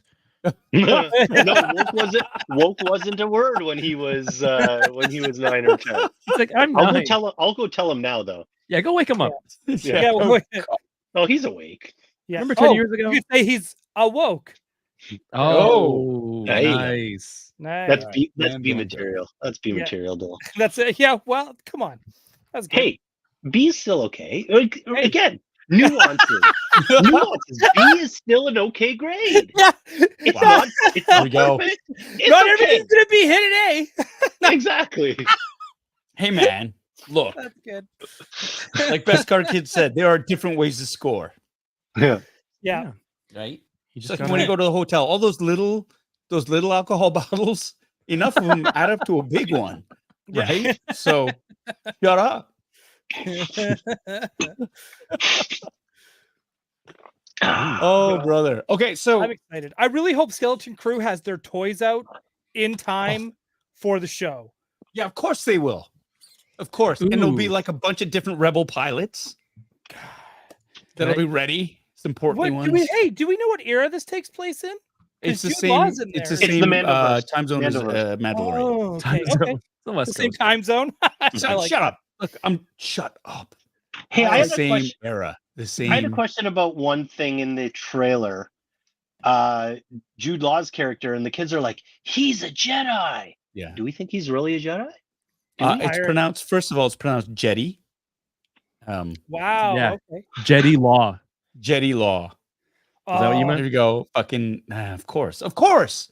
Thank No, you for 'cause we- rubbing salt into the wound, Kevin. We were saying like merch that's out at the same time as the show. I'm like, how? I'm in San Diego in the panel, right?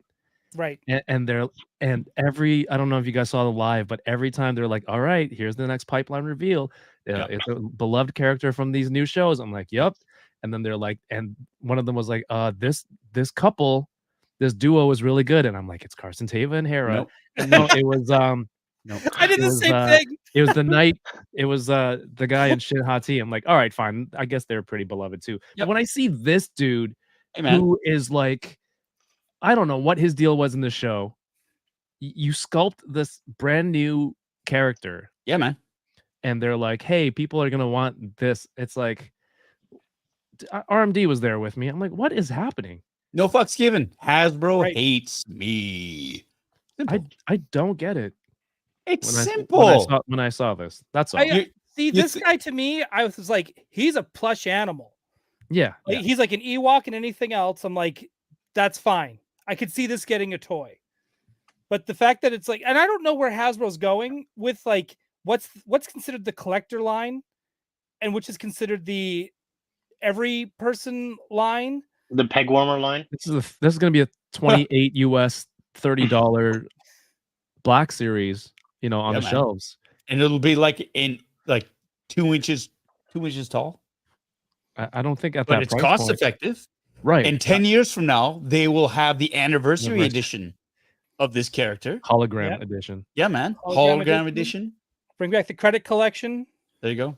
And then there'll I'm be a still trying holiday to- one The Christmas version, the Halloween version. Yeah, the holiday ones. There'll be the I actually version might buy like where those. he's released That's so with adorable. like you know, with the I don't know, two throwaway Jedi who get killed. It's We'll perfect. make You new change sculpts for those his dudes. gear to a Santa hat There you go. for Halloween version, right? There you go. Right. see, Remold. only one media repaint gets it. And all. I'm still trying to figure out this character's level of intelligence. Is it like dog level, like just sniffing out things, or is it like the like intelligence of say like a monkey primate, or is it like have Maybe the a level little of higher. He intelligence- knows he puts his pants on. How do we know he wasn't dressed? Oh, Yeah, like, did he Donald maybe- Duck it? No, that the Jedi dressed him, so he's Yeah. not walking around This is nude. a standard issue. There you go. Yeah. Look at the boots. There you go. But no love for Carson Teva. Is it a service animal or is it an actual member of the crew? Is it like that's what I'm trying to figure out. Well, Tommy he wants is to know if he wearing should a pet him. hat. I mean, come on. Again, No. it could just be Omega its didn't Jedi get a hat for overlord season hoping 2. it gets protected. Yeah, I was just at the panel and I'm like, all right, this is it. Is this the time that Carson Teva comes out, San Diego Comic-Con? And I'm No. like, Hashtag no love for Carson. sorry. Just when you mentioned when Ryan mentioned when toys that come out as the show is on, I have Oh, yeah. this ready. Oh, it's never gonna happen. Let's get this out of here. Yeah, that's it's true. This San Diego, because again, props to Kevin for streaming the panel for Star Wars and Yeah. Hasbro. And I'm watching it live and I'm doing the same thing. And I'm just like in my head, I'm like, they're doing the reveals, and something in my gut was just like, this is it. This is the one. And then they announce, oh, we're gonna release Mando. Okay, yeah. We're gonna release a Stormtrooper. Okay, yeah. This is it. And then it just was not it. But man, I just feel like we're getting close. Come on. Well, right? no. This is what's going to happen. It's going to be at Celebration next year. They're going to announce it, but Paul's not invited to Celebration next year. So they're going to announce this figure at Celebration, but he is not there for it. Oh, Paul, you got to work on that, man. You got to be at Celebration. It's not up to me, man. It not is up to me. It is. You say, hey, dude, I want to be there, yo. Oh, because you're right, Ryan, because I haven't thought of that. That's so smart. Thank you. That's also how he talks. Jesus, suffering. Fuck. Come on, Ryan. Just do it, Paul. Fuck, I have you. Okay. All right. Oh, this out of is the ice. one that made I heard Paul's voice when they announced this one. Throw that up real quick, Paul. Oh yeah, hold on. Motherfuckers. That last one, Prince. Shizor? Yeah, Who is that? it's from. Yes. That's a good yeah. question. It's an Who old. is that? Old ass. Who the Shadow's fuck name? is that? Right? But we I all can hear- gotta get him because you know I can why? hear Paul. We're gonna fucking put him on a fucking special like limited edition pack with like 2 other fucking like figures that we already have, and we'll slap an exclusive, charge $180, and people will fucking eat it up. Cool, man. The rest of the top row is pretty good though, Yeah, except for the top red. row's pretty good. Except I for the will red agree. guy, I don't. Sure. Why not? Why the fuck not? Hey, that's great. Hey, look, I'm sure there's a crew member somewhere out there who picks up dog shit on the deck of the Who fucking picks home up one. that basil shit? There you go. He picks up basil shit.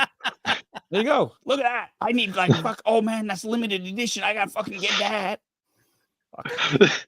Fucking Hasbro. The next Hasbro is gonna be like, okay, we can't believe we've overlooked this character I for know. so long. Here he is, the inanimate carbon rod. Yeah, that's Yeah. it. That's it, man. From No, The the- Simpsons in the Black Series. 'Cause we don't have any characters left. Paul's gonna be like, I'll show you inanimate. Paul would buy No, that. Though. that probe from his R2 unit's gonna get a Yes. Oh God, Oh, yes. yeah. That little fucking thing that comes up. Yep, that'll get a figure. Look, here's the thing. Here's the other thing. This just came in the. Let me begin. I gotta switch over. Embiggen. Make sure I'm in the right field here. Boom. I'm gonna embiggen this. I'm gonna switch cameras. Boom. And I'm gonna do this. There we go. Look at this. Yeah. Oh, So there it is. this just came today. Oh yes. So no love for Carson. Is there a glare on this? Hold on. Incredible glare. I can't see shit. There we go. Incredible glare. There we It's go. probably the greatest glare I've ever seen. Boom. That's Carson a 10 out of Tavis 10 glare. X-Wing fighter gets more fucking love than my character. The Hey, thing it is, even has a droid too. Hey, has the Hot droid. Wheels, thank you. Yes, it's a proper R2 unit. It's green. It's my X-Wing. The ship gets more love than the character does. and I bet you cannot open the cockpit and see Carson Teva No, of course inside, not. right? No, of course. Of course not. I But I hope Tim first- Meadows gets a figure that says Bitter Troll. That's so good. Oh my god. Oh my god. I love Tim Meadows. I'll totally buy that. Oh, Ladies Yep. man action figure. true enough. Gulp Chateau will get a figure first. But I mean, that's the thing. So I got this figure. I became aware of this GalaxyCon Raleigh. I had to do some virtual signings. They have these things where people who can't attend the event, they will send in or they'll buy photographs. And this was one of them. I thought, oh my God, where's this? So I did the search and yeah, Hot Wheels. Thank you so much. This is great. So I immediately had to order this. So I got this from a place called Paulmart in the US. And yeah, super cool. They have an online store that I think they're at Frank and Sons. And if you collect Yes. Jada Toy Street Fighter, they have the Paulmart exclusive. Was it a Ryu 112 scale too? Yeah, there was. Yeah, that was theirs. What's Paulmart? It's a store and I just said it's a store, Tom. Is it- Well, no, but I US. mean, like, is it like a chain of stores? Is it like, you know, what Kmart used to be? Is it a small No, store? Big store? I don't think so. I Never think heard of it's just like a collectibles shop that sells stuff online. Mm. Anyways, yeah, no. So I was able to get that and it got delivered today. I was very, very happy about that. That's cool, man. I thought you were gonna say like everyone sends these in to get signed. I saw this. No, ship man, and I took it. I wish.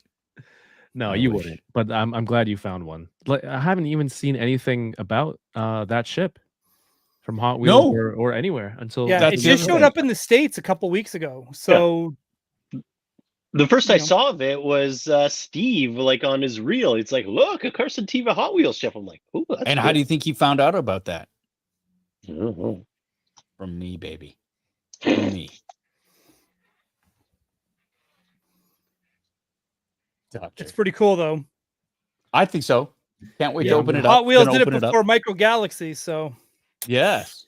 Yes. And speaking of Micro Galaxy, we'll get into that later. Other announcements from D23 that you guys are excited about. it wasn't Star Wars, but I am excited. That Daredevil trailer looked awesome. Sweet. Mm. It's been a few years, but I think do you think those series hold up? Is it time for a rewatch before this comes out?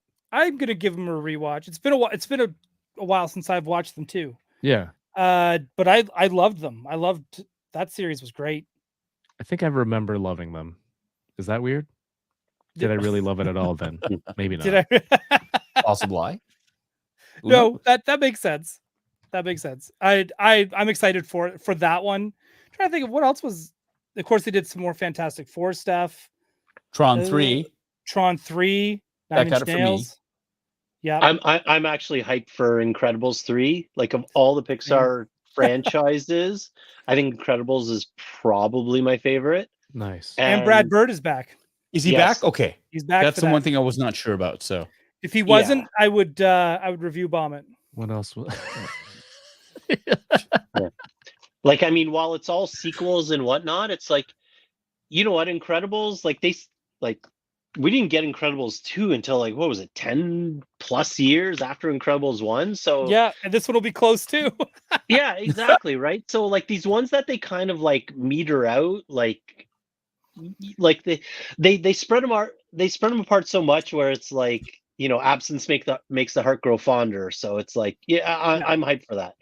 And the Incredibles has that Art Deco style as well, Yes. so that it's always feels timeless. Yeah. Which also super helps. Because I loved Incredibles 1 and 2. I think both movies are just like awesome. Yeah. So What else was there? here's the observation I made too. I mean, just sort of scanning through all the D23 stuff. It feels like D23, the subtitle could be called, it could be Going Back to the Well. Because you have like Frozen 3, right? Mhm. Mufasa, Lion King, Toy Story Zootopia 2. 5, Moana. Moana 2. Moana live action. Or But is it Moana live action or 2 Moana 2? Moana 2 wasn't supposed to be a movie. Oh, It was supposed to be an animated series on Disney Plus. Okay. And there was a whole thing about it. This is online, so I'm not like dishing out studio dirt. it's not a scoop. It's not a scoop. When they because Vancouver opened, like Disney opened up a studio here in Vancouver specifically to do animated series work for Disney Plus. And then when they said, "Oh, we're going to switch it. It's going to be a feature now." The studio in Burbank went, because it's union, went, not on our watch. It had to become like a whole thing of like, now a certain amount of work had to be done in Burbank. It didn't like, because I remember texting friends and being like, "Are you guys okay? Like, are you guys like, did you guys just lose your entire show?" And apparently they were told that it was like, no, they get some of it now, and then we've got a good chunk of it. So they didn't end up having to lose any staff. Or anything like that. So they ended up having to work things out so nobody lost their job. But yeah, it was supposed to be an animated series at first. So I'm kind of giving that one a slight break because that wasn't its real intention. But but I don't know. I don't know the whole behind the scenes of how it went from one thing to another. I've been reading a lot. Oh, sorry. Go ahead, Ron. No, you go ahead.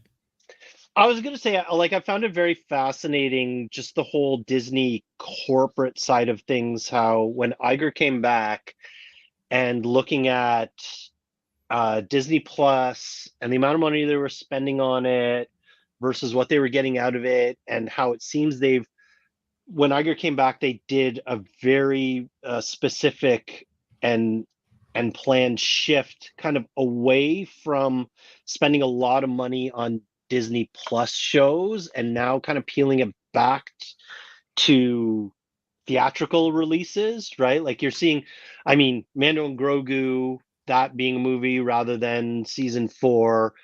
This one right here that you're talking about, Ryan, like it seems like a very weird, not weird, but kind of a behind the scenes thing of the monetization of the products that they're creating. It's a lot easier to monetize a film because that's direct money against the item that they've built. It's hard to figure out how many people are subscribing to Disney Plus because of show XYZ. Like, I think they're still trying to figure out how much money does a particular property bring in for Disney Plus versus if you put something out as a movie, it's a direct one-to-one. I made this movie, it made this much money, right? But if I make this TV show, do they know how many people subscribe or are new subscribers to Disney Plus because of this property, right? I think they're still trying to figure that out. And that's why they're like, we're spending a ton of money on Disney Plus and necessarily bringing the turns. Let's shift this back to theatrical releases, because then we know this movie made this much money, but they can't.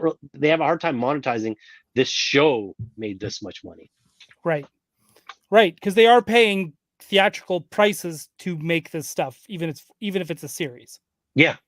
Like the budgets are huge. Yeah. And that's the new norm right now. That's the expectation. I mean, that's what got a lot of people. I mean, that's what really launched Disney Plus. Yeah. You know, Yep. Mandalorian succeeded not only because it was great storytelling, but because of the cinematic qualities of the show. Mhm. It was, I mean, and that shift has been happening more and more recently, where it's like these like avatars like that too. Netflix, they're shot like movies, and that's the expectation. Whereas if you looked at series that were made primarily for TV back in the old days, there were limitations to the scope of it, the scale of it, right? Like you knew this was made for TV. Whereas shows like you look at Mandalorian as another example, and you go, it kind of belongs on a big screen. Yeah. When you look at it, Yeah. right? Yep. Like it is made for that, and it would thrive in that environment. Certain shows, especially season belong. 2. Like Yeah. season 2 of Mando, to me, I was like, they should have, because theaters were back open at that point as well. And I remember, right? Were they not? Am Were I going they? crazy? Maybe season 3. No, I don't think so. Oh, okay. Season I was 2 always when it came out. No, season 2 when it came out, we were still under COVID restrictions, and I remember Okay. because we were shooting Kim's Convenience, and we we're Yeah. still under heavy protocols, and things hadn't quite opened up yet. Okay. And in I the was washing premiere, my bag of Doritos in the sink from the grocery store at that Yeah. time. Right? God damn it, Tommy. Because I always kind of thought that the season 2 specifically, how amazing it would be if you watched even episode 1 and the last episode of that season in the theater. yeah, Like, especially like when they're going up against the Crate Dragon and stuff. Like that was like, I felt like, season man, 3, I should. dude. That was season 3, Crate Dragon. No. Oh no, that's season 2, the beginning. Yeah, Sorry. that's like that to me. I was like, this. I should be watching this in the theater. Well, Tommy, you saw Obi-Wan. Yes. And yeah, me and Kev, right? Like that's just it. Like that final battle of Obi-Wan versus Vader in the final episode in the theater, like that was like goosebump, like full on goosebumps. And I don't know if I would have gotten that same feeling had I watched it at home on TV, right? Like it was like I just remember like when Obi-Wan was bashing in on Vader's chest plate and everybody in the theater like visibly gasped together, like holy shit, right? You don't get that communal 1,000 people or 500 people in a theater together when you're at home and 2 people on the couch watching it, right? Like Deadpool Wolverine, I think it would have been awful not seeing it in theater for the first time with all the fans. I don't know. We saw it, we saw it in a movie theater and there was like almost nobody in there. And we still loved it. I still think it would be good. Tuesday matinee? No, we saw it. When did we see it? It wasn't a Tuesday matinee. It was a 4:00 showing. So kind of matinee-ish.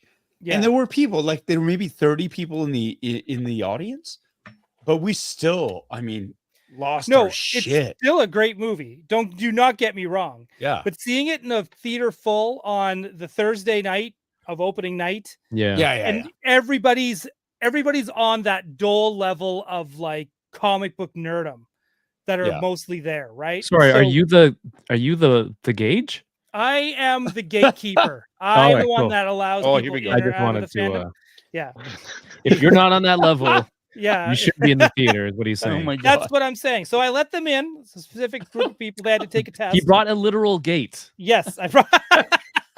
I asked Worst questions. ever.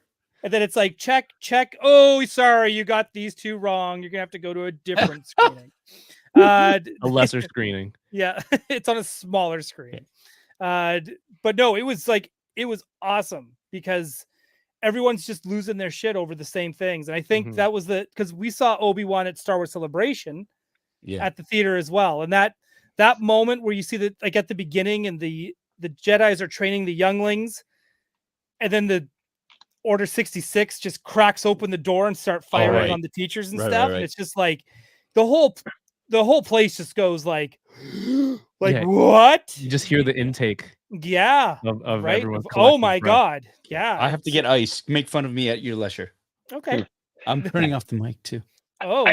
I want to talk about the comment that Paul had on previously about like from Omni Media that said, what bothers me about the episode count complaint, you can't make 10 to 20 episodes of any of these shows if you expect to maintain the production quality. And this is kind of like, I think I sent you the meme, Kevin, where it's like, I want to kill the person who came up with the, all right, we're going to put out 8 episodes every 2 years. And it's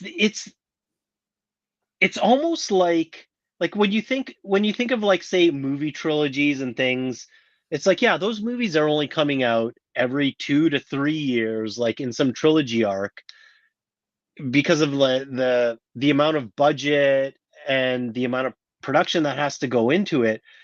So it's like shows like House of the Dragon, or all the, even Avatar, right? Paul's show, Stranger right? Things. Stranger Things, right? Like we're not gonna get like the time between seasons is typically at least like 1.5 years, sometimes 2 years, but they're putting cinematic budgets and quality into stuff that they're giving us on TV now. Right. And it's like, would these properties succeed if they were movies that came out every 2 to 3 years versus what we're getting now as TV shows? And it's like, as long as we're getting enough content of other things we enjoy in between, I don't mind waiting a couple years for another show, as long as there's like not a desert of no good other shows coming out in between that, right? So Right. It's the pacing of it's, like just it's, the it's pacing of releases. the pacing of releases of like all of the shows that I enjoy. And it's like, okay, I'm gonna be bummed now that I'm not getting the next season of House of the Dragon for another 2 years.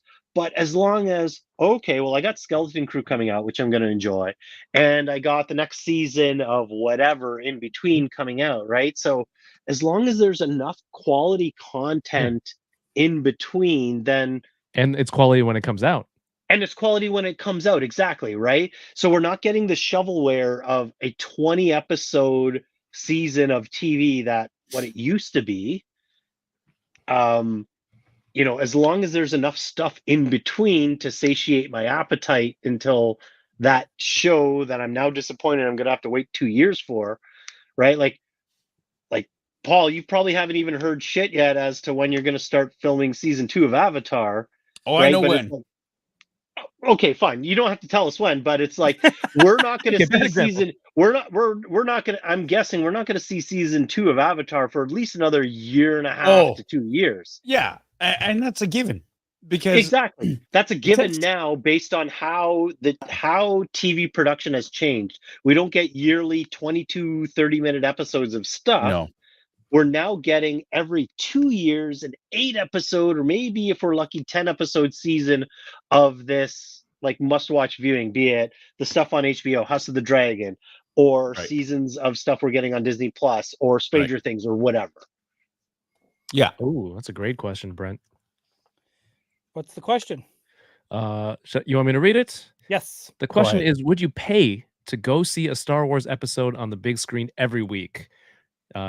In brackets, I would pay good money to go to the big screen for every Star Wars TV episode made. Yeah, I absolutely I would. For Mando, for Ahsoka? Yeah, hell yeah. You know what? They used to be called serials. You would go every week. Flash and Gordon. You would pay money to see it. Oh, is that a thing? Oh, yeah. It used to be back in the day. Back in the 50s, 60s. Is this before they had sound, or? Hey, look, do you remember the movie? Fuck you. Fuck you, you fucking fuck. I live for that reaction. Oh, my God. That was good. Okay. Do you remember the movie Misery? No. That's what she's talking about. Annie Wilkes' character, right? Yep. She says, I used to, Mr. Man, they were called Mr. serials. Man. And you would have like a little snippet every week, and it would end on a cliffhanger, and you'd have to pay your money to see it the next week. Yeah. I would totally be down for that. And even if they played them in the theater for a week, and then the next episode and played that for a week, then the next episode play that for a week. Yeah, man. I can't wait until that streaming service starts doing that. Like the first one that comes out that says, "Hey, we're gonna try this," right? If we're not getting would that take away revenue from like their streaming service subscriptions? It Well, would. no, because No, here's there's people who wouldn't go. there are people that will wait. Here's one thing I wish streaming services would do, which is stop putting movies on their streaming services so early. I think we should go back to how it was like back in the late 1900s when you had to like wait a year. Like it'd be in the theater, you wait a year, then it comes out on video. You know what I hate? That you said the late 1900s. Fuck, Ryan. Come on, man. That's what it was. All right. I know, but I there fucking wasn't sound. You don't have a vintage yet. You shouldn't be using that vernacular, Doell. Fuck, But I like how Using that that sounds. Makes me sound like I have wisdom with my age. He's a historian. Yes, Jeez. right. It was an era before he was alive. It makes it sound like. Right. But you're right. But if they did Star Wars like that, like let's say they did a series and they released them weekly at the theater and then waited so that people had to be like, well, everyone's going to be talking about this. If I don't go see this in the theater, then I have to wait 6 months before it drops. 6 to 8 months to a year, maybe, before I actually get to watch it. Now I can understand people with young kids are going to be like, fuck that. Yeah. Because I want to watch this at home, right? Because that's an expensive trip with kids every week. It's an expensive trip. Well, that and man. some people just had kids. Maybe they can't get to the theater because of that. And I get it, but too fucking bad.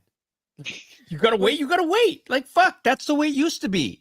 Well, what if because it's only a 45-minute show, it's not you're not getting like you're there only for like you're there for like what if they cut the ticket price in half? Like you're not going to a feature film. No.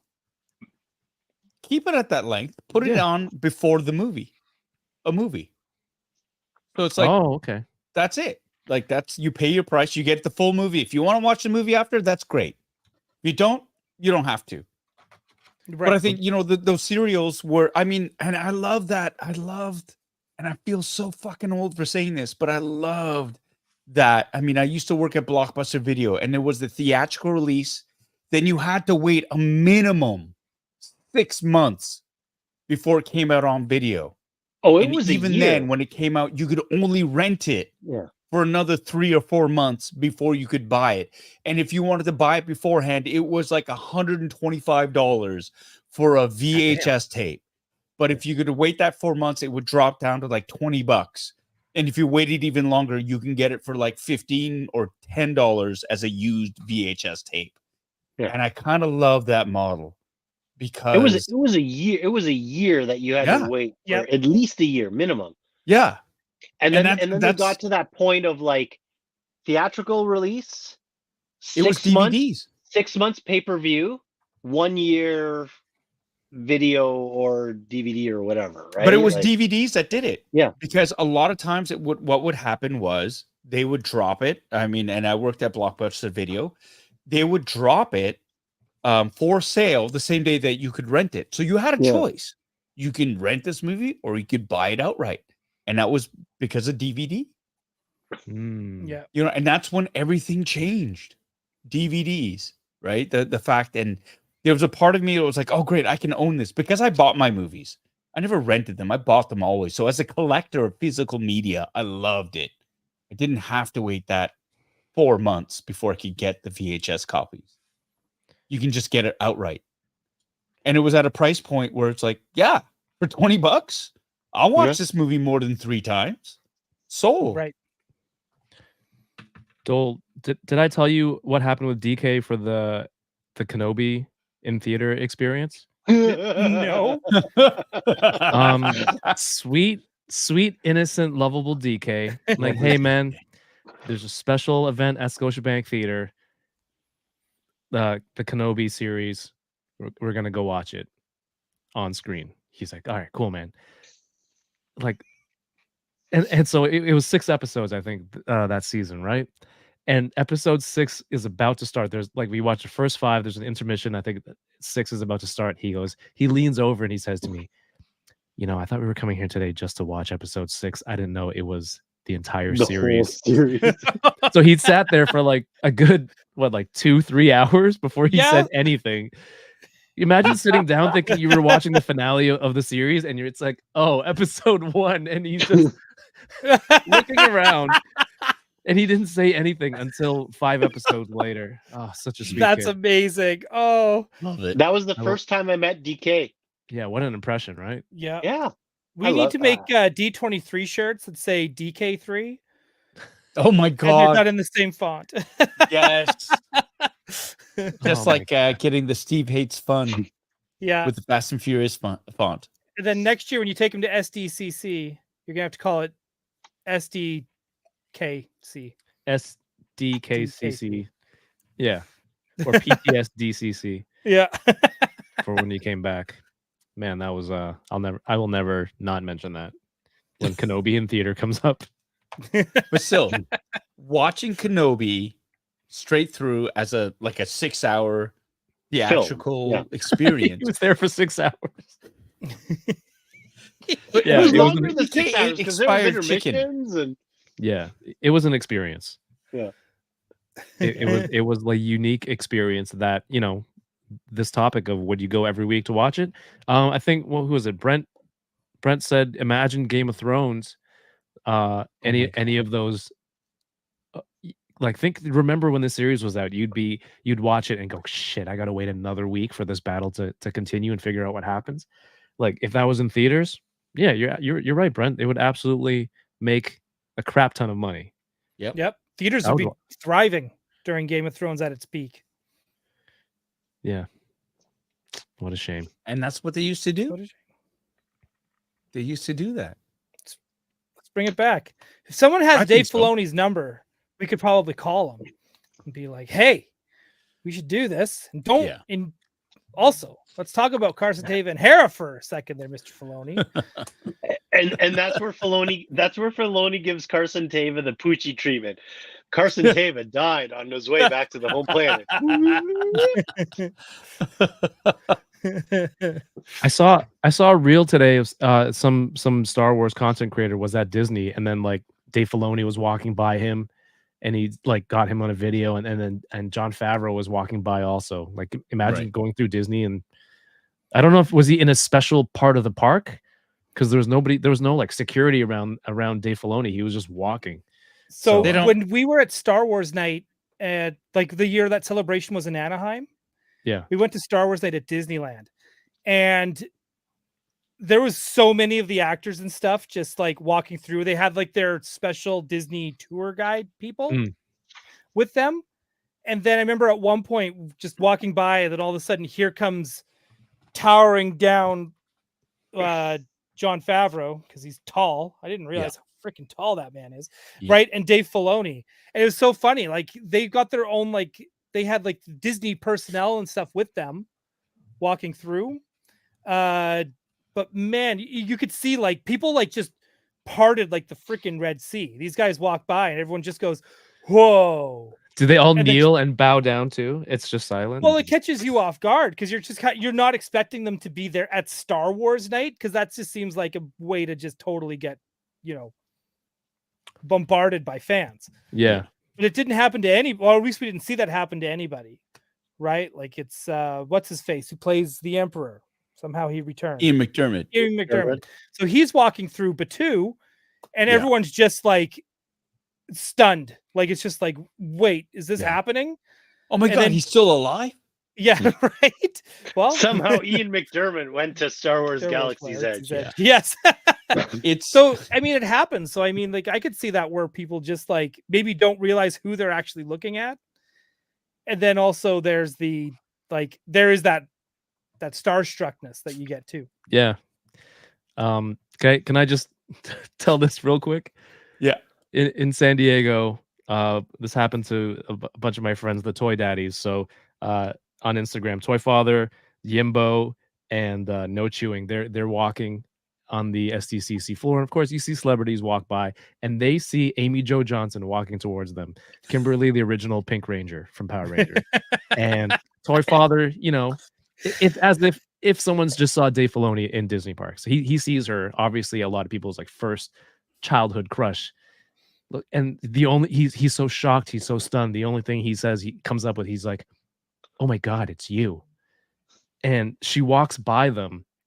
And then they hear in like a very mocking voice, like, "Oh my God, it's you." And then they expected her to turn around and like kind of play it off like it's a joke, like, "Ha ha ha, hey guys, what's up?" Like, no, she just kept walking. And then the other two guys, of course, being good friends without like missing a beat, they're like, "Oh my God, it's you." And like for the rest of SDCC, that was the joke. That like, "Oh, we got to go find Amy Jo Johnson again, like meet her at the next con." Like just everything was so, yeah. So everyone in the chat was able to identify whose video was I was talking about, Star Wars replicas. And that's why Matthew's like, "Oh, did Jon Favreau say that?" I imagine 95% of the people, when they come into that situation where it's like, yeah, Dave Filoni's like walking through Galaxy's Edge, or Amy Jo Johnson's walking through SDCC, 95% of the people turn into Chris Farley interviewing Paul McCartney and be like, remember when you did this? That was awesome. Nice callback. Yeah. They get frozen. It's like they're trying to think of something cool to say, and they turn into Chris Farley interviewing Paul McCartney. Yeah, that's a great sketch. But I ran into one of your friends, Paul. I will say I have met Amy Jo Johnson in person. She's wonderful. She's really great. I will maintain perhaps he misheard. It might not have been her. It could have been somebody else who said that. Yeah. Much like the Keith Hernandez spitting moment in Seinfeld. You never know. You never know.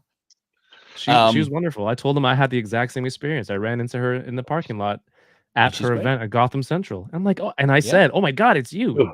And she was completely pleasant. So, you know, Toy Father, maybe look within and, you know, just gaslight you for a little bit. Yeah.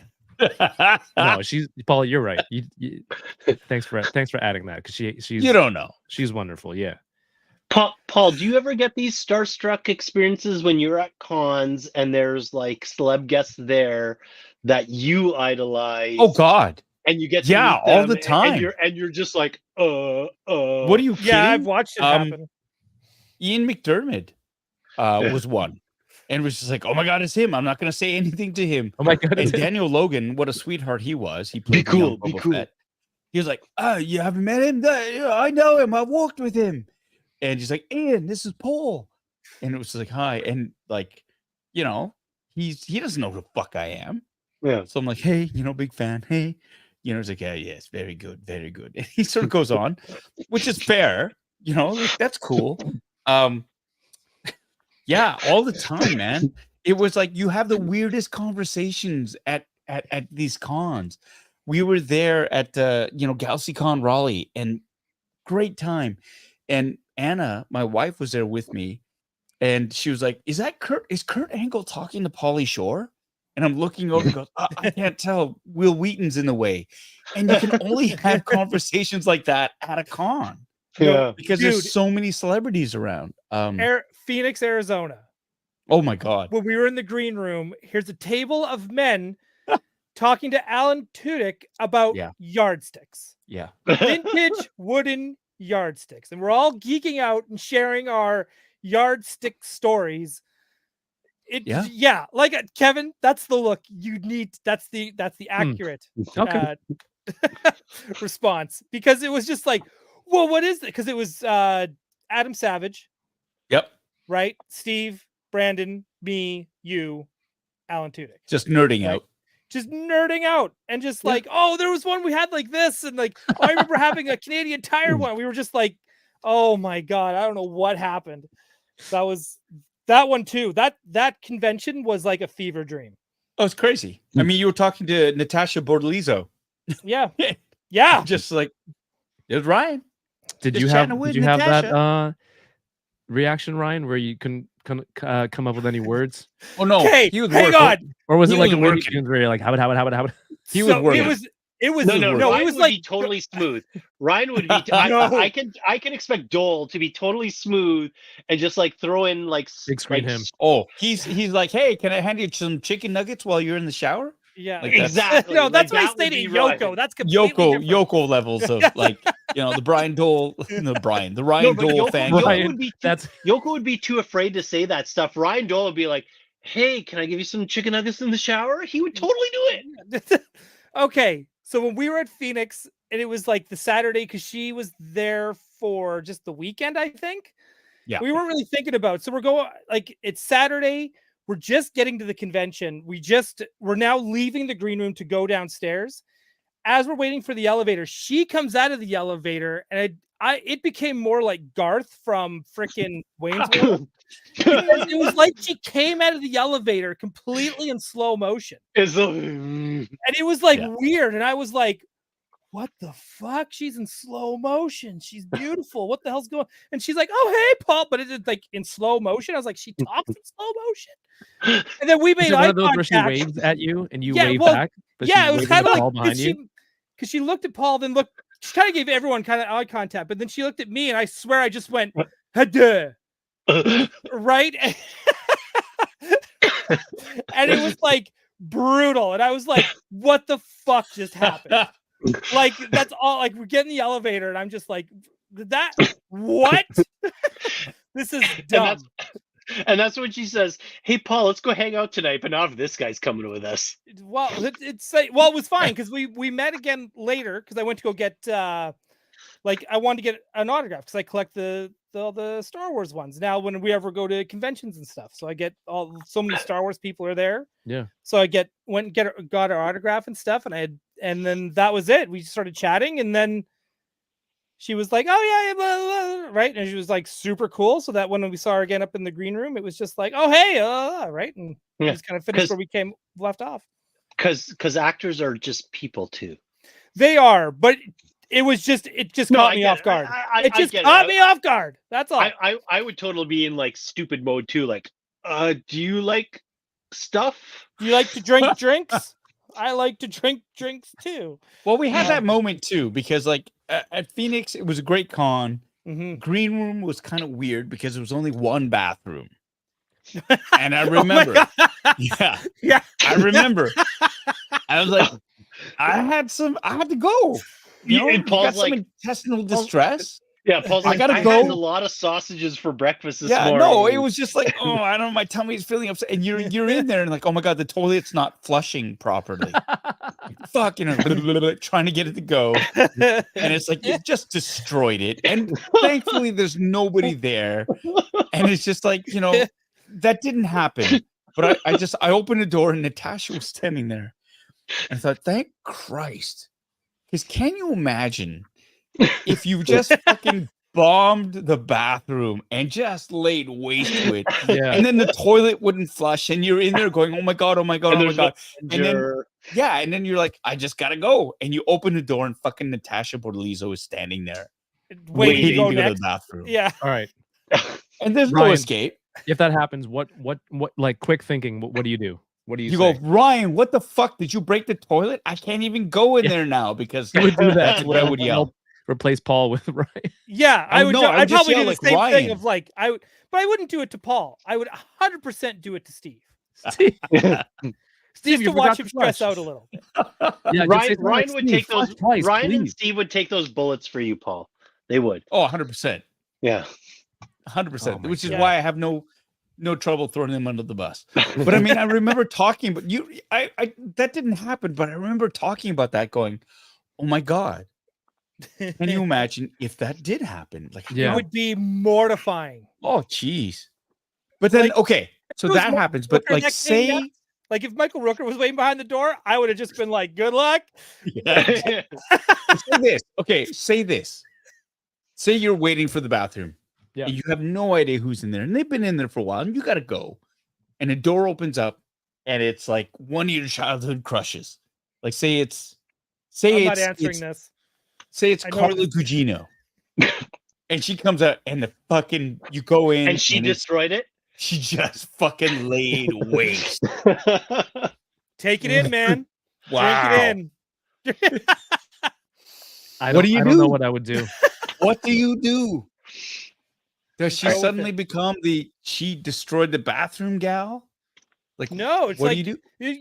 you could think it this way. It'd be like, so this is what it'd be like if we were married. Oh my god, that is there's no way I could have expected. That is a level of deranged that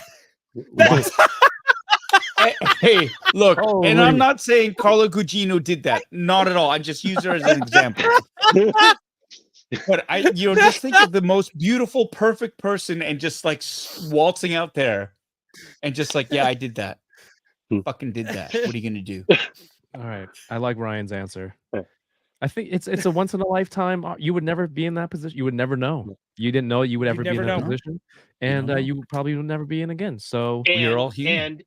And she will never remember you ever again, Ryan. So it's No. okay. It's okay. All right, I'm taking a quick break. 1 sec. And getting I'm more going ice? on You gotta mute. go destroy the I'm going bathroom. on Leave your mic on. No, Did he leave I'm your mic going on? on mute. I am definitely going on mute right Oh, now. Oh, all this bathroom Oh, talk. He's like, oh, I he's gotta, going to I the gotta bathroom. go. Yes. I gotta go. he's Yeah. hoping his childhood crush is in there right now. That's why he's like, I better go look, just in case. Childhood crushes. I mean, here's the thing. So these cons, man, they're so surreal because you have people that you grew up with, like idolizing, and they're there, right? Like Heather Graham was at a con. It's like, oh my god, there she is. And a lot You of weren't these, a child though when she was your crush. no. But I mean, I still, know who it's one of Paul's those childhood weird crush is. things, Yeah. where you're faced with like, actors that you're kind of like, oh my god, like this is like, I saw you, like, Yeah. I fantasized about you type thing, right? So it's one of those things where it's like, this is really weird, and now you're here, and my wife is right there, and this and that, and it's just like, it's this weird thing, man. You're at these cons, and you're like, Yeah. it's like, wow, life you need to doesn't go- get any weirder than that. You need to go to less cons with Anna. No. It's not that. It really is just that really fucking. It's strange. It is strange, just sort of being there. Yeah, it's that whole like. Is Kurt Angle talking to Paul, to Pauly Shore? It's like, I don't know. Will Wheaton was in the way. Well, right? just He was even having dinner. having morning coffee with LeVar Burton every morning. Oh my god, yeah. Like And that talking was, about biscuits and gravy. And what the him hell? laughing Like- because poutine is not gravy, right? Yeah. And having that, oh, we're gonna have this conversation now, okay? Yeah. Like, yeah, Like that was like that too. Like Washington Summer Con was it was like great. It was great, but it was like weird, but like Yeah. again too, it was just like, what is happening? Why am I standing here talking to Ming-Na Wen while Yoko's in the back doing this? Yeah. And then there's Gary in his fucking US Army shirt, fucking sitting there with no pass, who just shows up. Yeah. It's relaxing in the green room. No problem. No problem. Yeah. Getting himself food. Just That's incredible. it was. I hope Paul gets to see his childhood crush though at the next con. I already have many times over. It's so weird. Oh, you saw So Bugs weird. Bunny dressed as a woman? I did. I did. I was just about to say Gadget from Rescue Rangers. Like Gadget from Rescue Rangers. That's Why you gotta make it weird, Kevin? Why you gotta oh, make it you weird? have to. That's why we're But here. Gadget's all a good shout out. Gadget's a good one. April O'Neil. April O'Neil. Yep. Didn't do it for me. What, that jumpsuit? Nah, One zipper, man. not. One Oh God, why? You always Cowabunga! do this. Always do this. What? You knew what you were getting yourself into when you Hey, said you this said was- I know. Yeah, you said no fucks I given know. episode. I know. Here I am about I to know. be like All right, Cowabunga, and you're okay. like, How do oh, we evolve to We this? We're gotta talking about fuck- holy D23. God. We're talking Jesus. about D23 and I know. Oh, yeah. Let's get back to it. Okay, wait, let's Paul, get back to this. are we going back to D23? I want to yo. hear more about Raleigh, but like let's talk about D23. Yep. D23 exclusives that are coming out of there that you guys are excited about.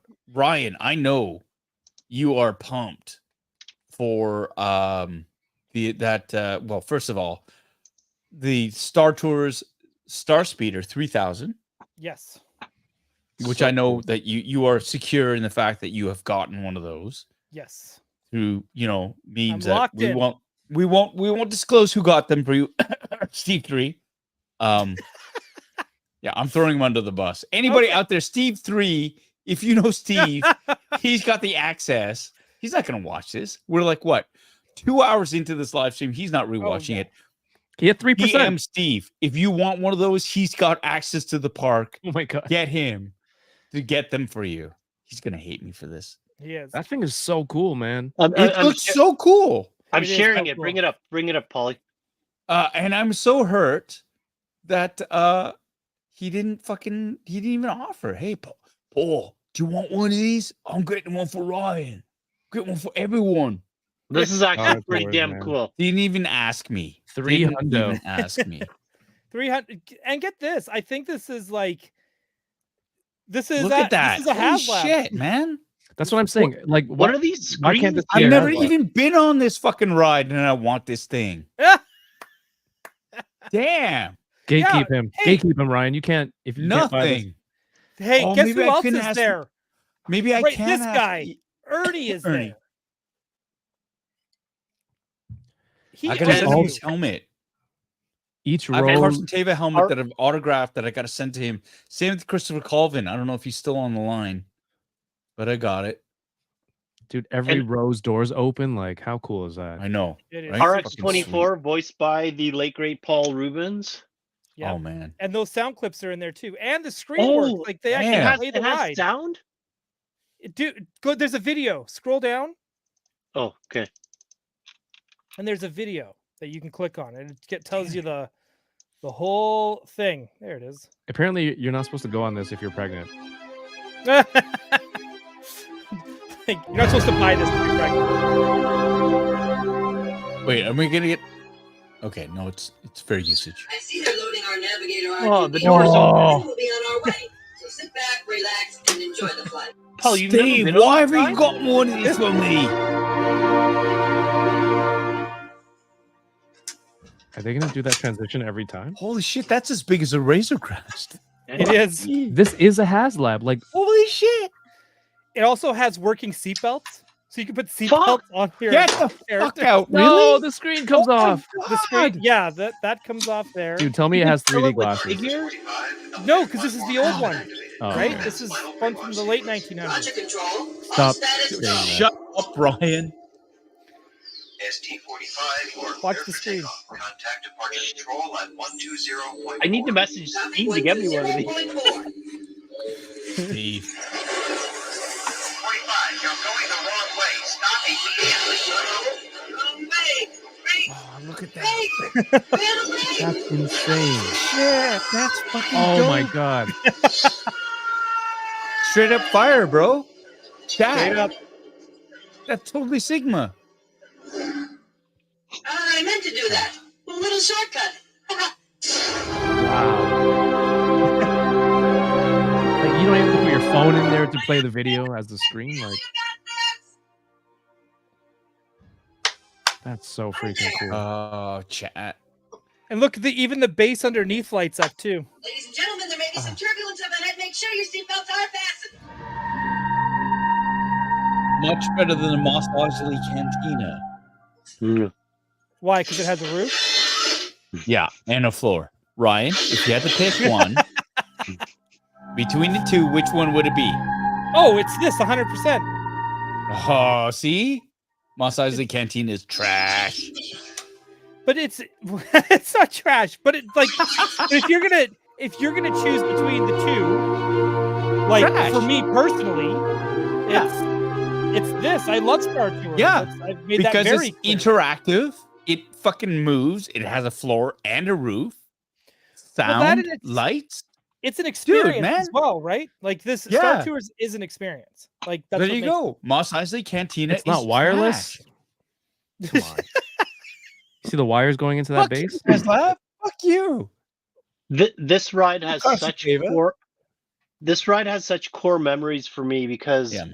we had done a road trip to Florida with my parents like back in the late 80s, and I begged them. It's like, let's go to Hollywood Studios. They wanted to go to Magic Kingdom, which we had been to before, and I'm like, let's go to Hollywood Studios.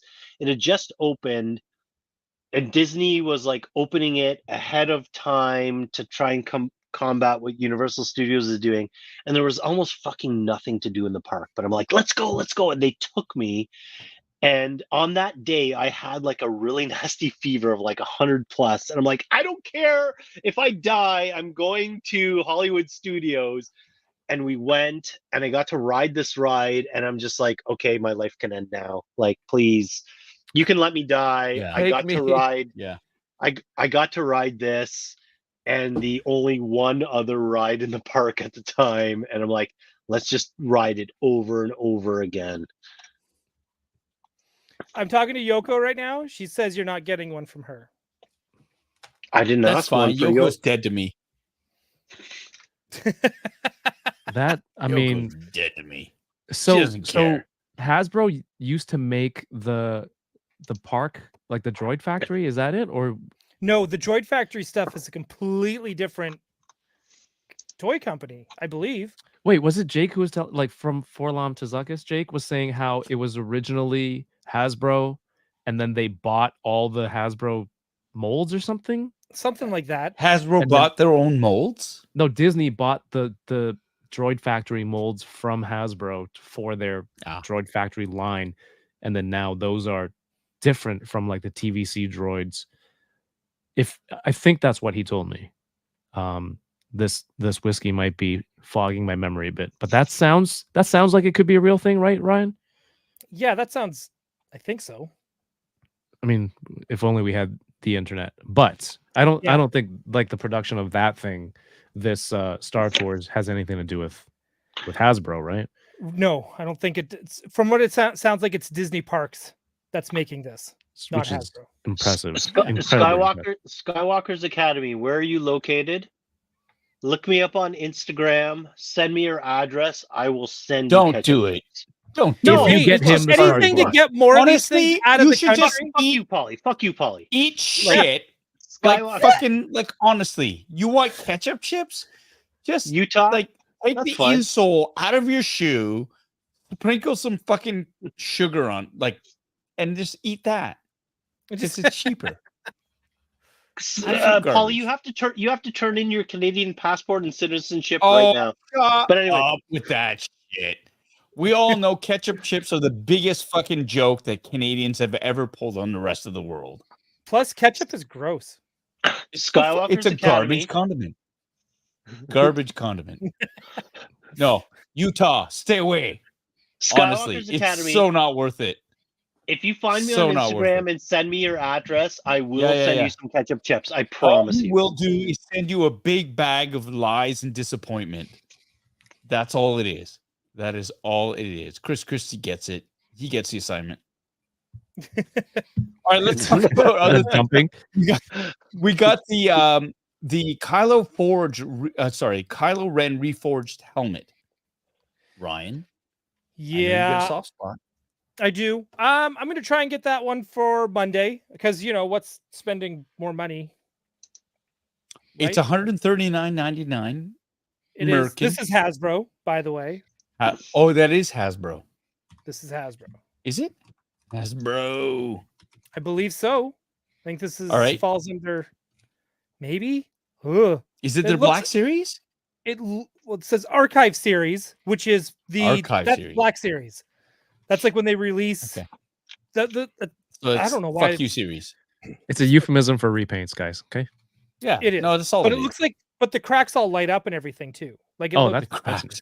Yeah, I'll give you a crack that'll light up. I don't know All what right, that means, cool, but I cool, like cool, it. cool. Yep, I like it too. Yeah, I'm baby. with you. Hey I'm man, with you. you know I'm there. See, The next next time one the page. is the Star Wars: The Clone Wars lightsaber hilt set, limited edition, signed D23 for $550 US. Are you Which screen is- sharing? 700. No, I should. Do you need a? Can I somebody sent do you the that for link. me? I'm so fucking drunk. Where's the? I thought you were looking at the I'm page. hosed. I'm gonna say this. I'm hosed. I don't care. Paul, you need me to pre-order this for you too? Are you on? No, set I don't next want week? this. You know why? Because I Oh, have yeah. all those sabers. And I Yeah. have them in the non-chonky versions. Yeah. And I don't need a box, and I don't need those autographs. I really don't. Okay. The thing here is, we go. these autographs Here's the link. like. Are these Where's it? Come on. authentic autos, or are they just like stamp on? Like, I are think these they're legit? stamped. Like Reproduction. Ashley and Matt Lantern, like they sign these? My or are they gut just- says they're repros. They're stamped on. They got one set and they just reproduced. That's my I mean, gut. it says Certificate limited features with edition. Like, so signatures. how many are there? This Hey, is look, it. man, know. limited These are actual- edition. That's like the Star Killer with like 2 fucking stormtroopers that are like 3,000. they already did, and they stamped a limited edition and put it at $180 and they sold out. That's what it Well, screams to me. I think these are real. Like, I think these are real too. at $550 though, I would think stamp, right? Like if they were real, I Yeah. would think it would be a higher You price could- point. That's the thing. You've got 3 lightsabers. That's a cost. $550. Yeah, Because if you that's figured the- like that's the base $200 cost per, of the sabers. Yeah, that's exactly it. And you're paying for the box. Those Yeah. those autographs, that's a stamp. Those aren't Yeah. real. Because they would charge way more if they were yeah, actual, that's what I would think. like limited edition one of whatever. That's the thing. So those are just repros. Yeah. All right, I hold mean the on. box is The pretty limited edition size of 3,000 includes 100 sets with a certificate of authenticity signed by the actors who voice the legendary characters in this series. So there's 3,000 sets made. Only 100 of them are signed. Is that what that means? That's what that sounds like. I think they have 100 printed sets of Here, one. I have the breakdown of the copy that I'm sharing. Okay, hang on. Let's take mine down. Let's put up Kevin's. Okay, first of all, I don't want to yuck anybody's yum, but look at how big that emitter is. It's got We the could blade get- in that Obi-Wan saber. We all know Look how about the chunky Disney that girth. is. We all know about Yeah, the man. Disney girth. Yeah. Girthy sabers. These could be water bottles. I get it.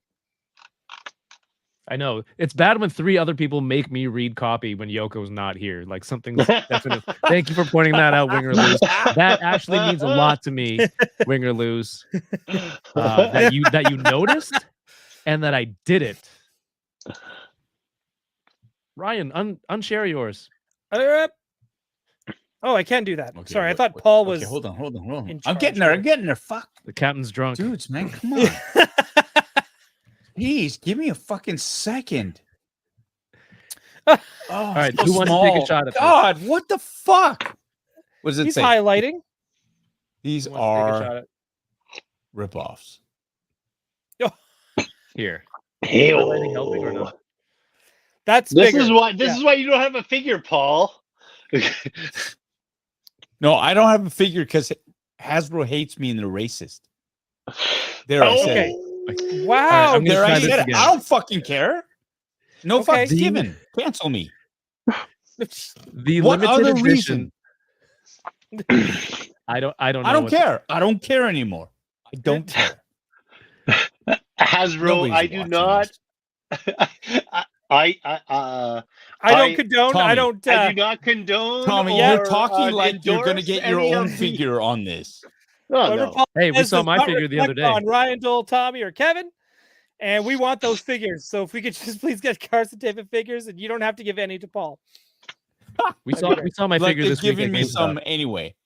All right, here we go. What does that say? Honestly, it is. They signed one and they reproduced them. That's the So gut what that I does it have. mean then? The gut The feeling. I have. limited edition size of 3,000 1,000 includes Okay. 100. Okay, Tommy, you cents. take over. Yeah, man. Who's reading? Tommy, you are. Oh shit. Okay. You were Includes reading out 1,000 loud, Tommy. I don't know if you know. Includes 100 Shut sets up, Tommy. with a certificate of authenticity signed by the He's actors who slurring. voiced the legendary characters in the series. Ashley Eckstein, James Arnold Taylor, and Matt Lanter. So basically, it's a crapshoot. There's 3,000 of them, but of those 3,000, 100 are actually signed. Best of luck to you. Honestly, That's the way I they're interpret not it. going to make them sign 100 of them. They're not. Guys, wake up. They signed one. They printed 100 of them out. They put them out there. That's why they're only $550. Guys, I could see them. If I it were could see them signing. actually I can see them 100, are signing you 100 fucking of. kidding me? Look, How many I've of you been to fucking cons. signed of your cards? How many of you signed Not of your cards? 100 You've of signed them, like dude. thousands. You've signed 1,000. No, not thousands. Not thousands. Dude, Can't be a your blind the way box it works system. is- That'd be insane.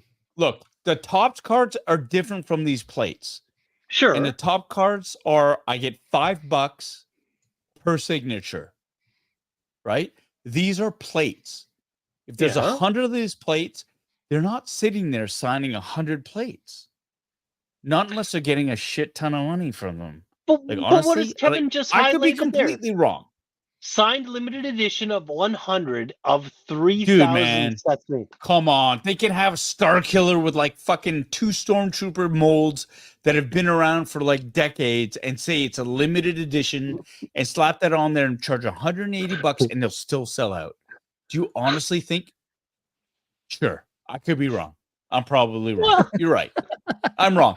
These are absolutely 100% authentic. If you want to drop $550 US for 3 lightsabers in a pretty box with those prints, I still think that's a great deal.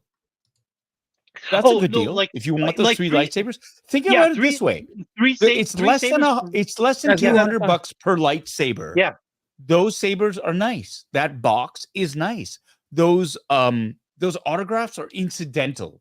Honestly, they are incidental because if you are just selling them based on the autographs alone, they are undervalued.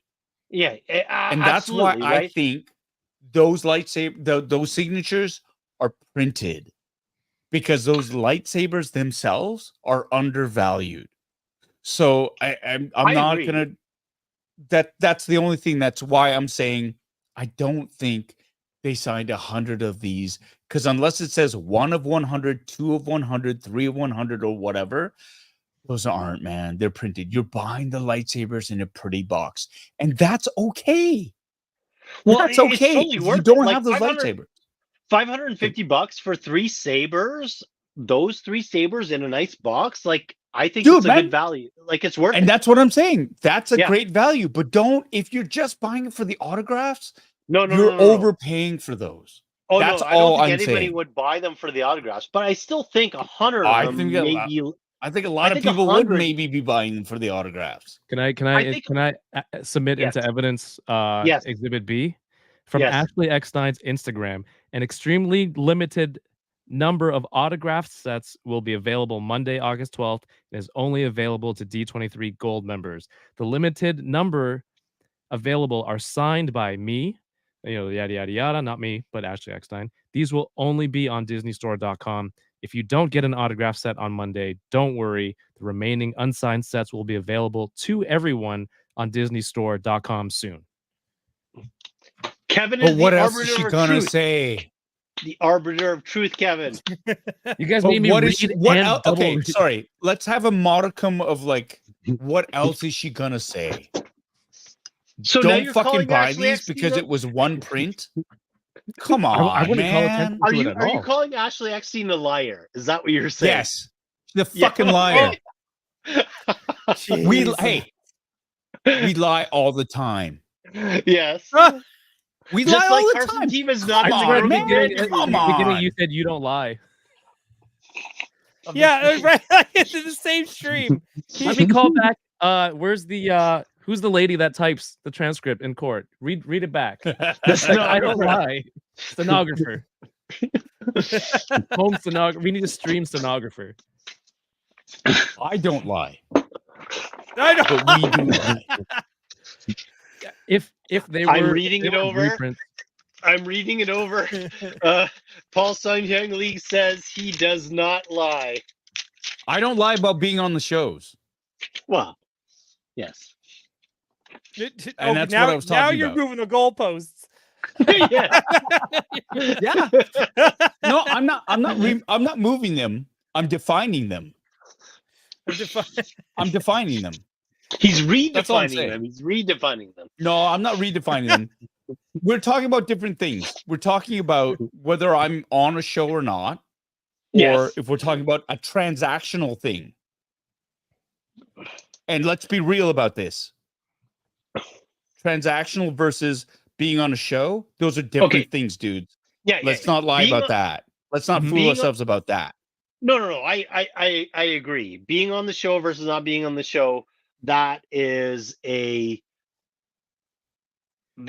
thing I'm getting where you fired. could get in trouble. Where you could get in trouble if you Yeah. lie or don't lie on that.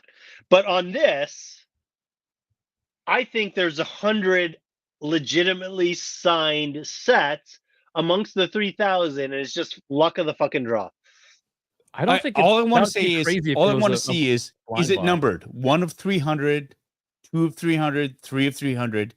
Because if you're doing this, because I will say I've gone online on eBay and I've seen forgeries of my autograph Mhm. that have been verified by COA, certificate of authenticity, and that's not my autograph, dude. And they have a COA from an accredited, and you've seen them, Tommy, because I've shown them Yeah, to you. no, I have. Did you report? That is Did you report not those posts? my autograph. Did you report those? Absolutely not. They're just 100% not my autograph. But they have a COA. authenticators. They are poor authenticators, but they are. Yes. They are. You even said so. You said, "Dude, these guys are. They're trusted." They are. And I but have. They're out there, they're- and it's like, yeah. I didn't sign those, and I see them. I see the difference. I see the difference. And I'm not saying I these are agree. forged. They are. But what wrong. I'm They're saying wrong. is, yeah. But what all I'm saying is, they could have signed one. They could have signed one and printed 100 The of rest? them. That's all I'm saying. That's all I'm saying. Yo, I agree. I could be At the end of the day, 100% wrong. at the end of the day, caveat emptor.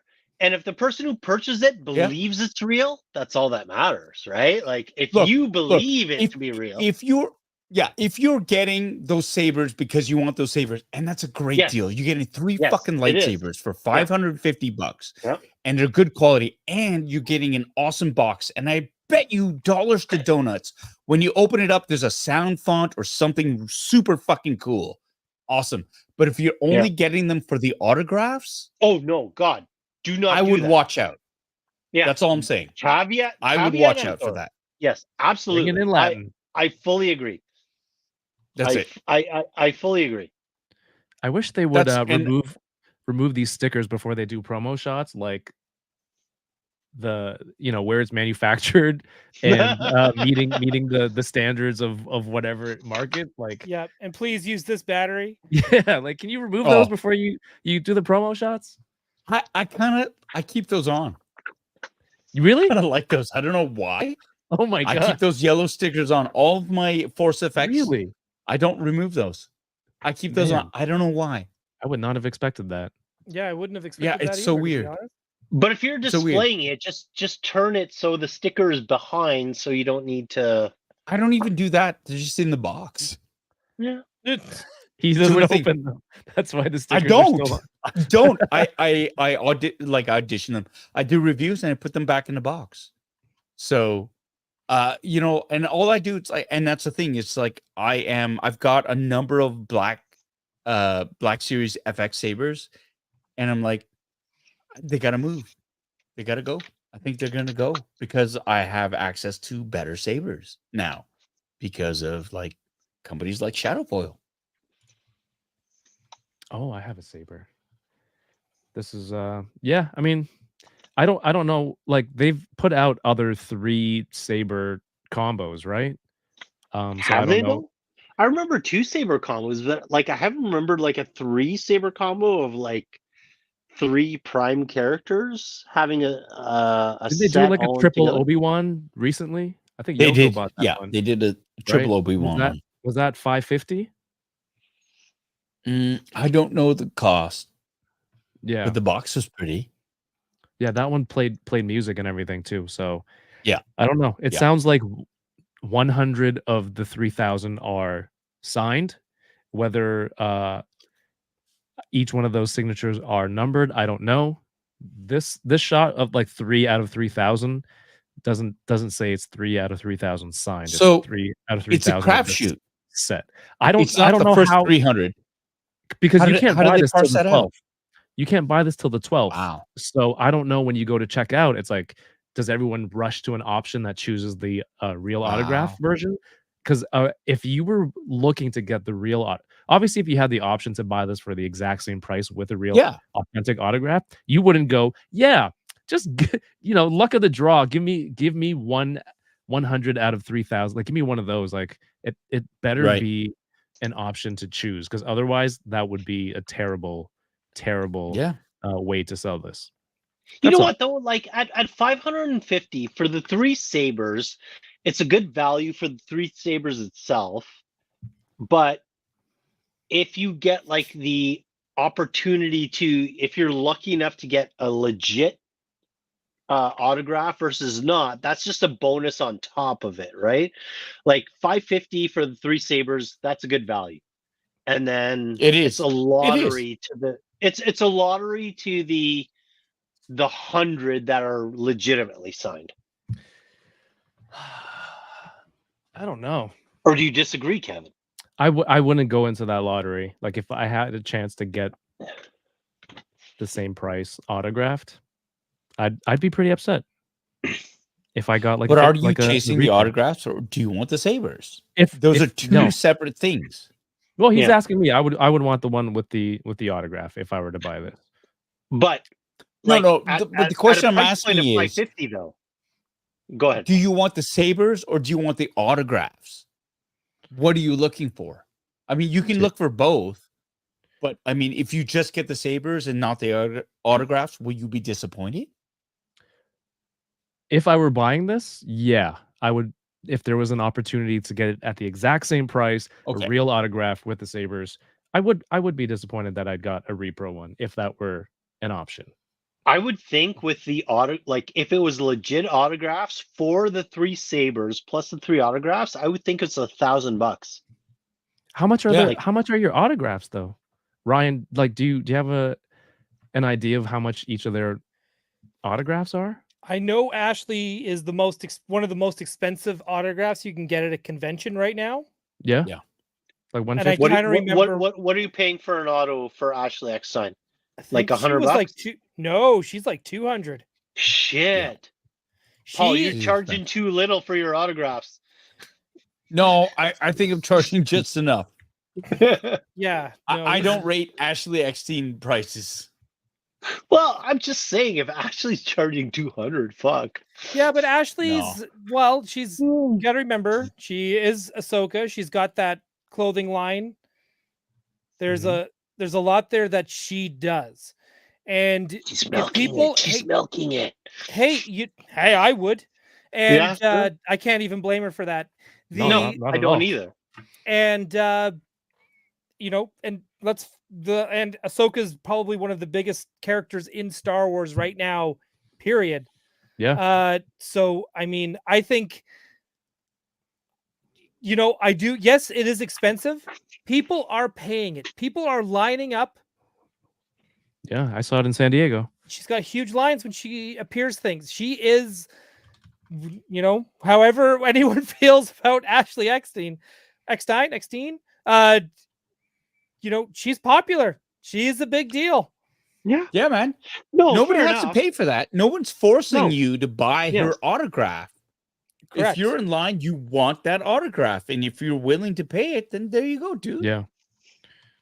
I think she's one of the most popular characters that's doing that's available to Yeah. get an autograph from. 125. So Omni Media is saying she was 125. He thinks. I think that's kind of low. I think she I was think more that's than low. that, dude. Yeah, but that also I think she that was like could also- 165. yeah, and then Canadian, she was like close to 200. Was she 3,000 at Canadian. was she at Hayden levels in Canada? Wait, she's going to be here at Fan Expo. We can Yeah, find out. I don't think as high as Hayden. I think Hayden, because he's Canadian, because he's He's top tier. Anakin. you know, and he is top tier. Movies, TV series, you know, Ashley, as good as she is, she's only done the animated series. RMD Right, is so saying she's there's a 130 cat. right now. Oh, 150 Canadian at Fan Expo this month. Oh, okay. Yeah. I remember Yeah. her being crazy expensive last year. Yeah. And then she was at one point she was like almost 200. She was. Yep.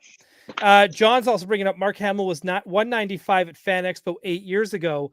Last year at San Francisco, 400. Wow. Dude, I got Wow. Celebration 2015.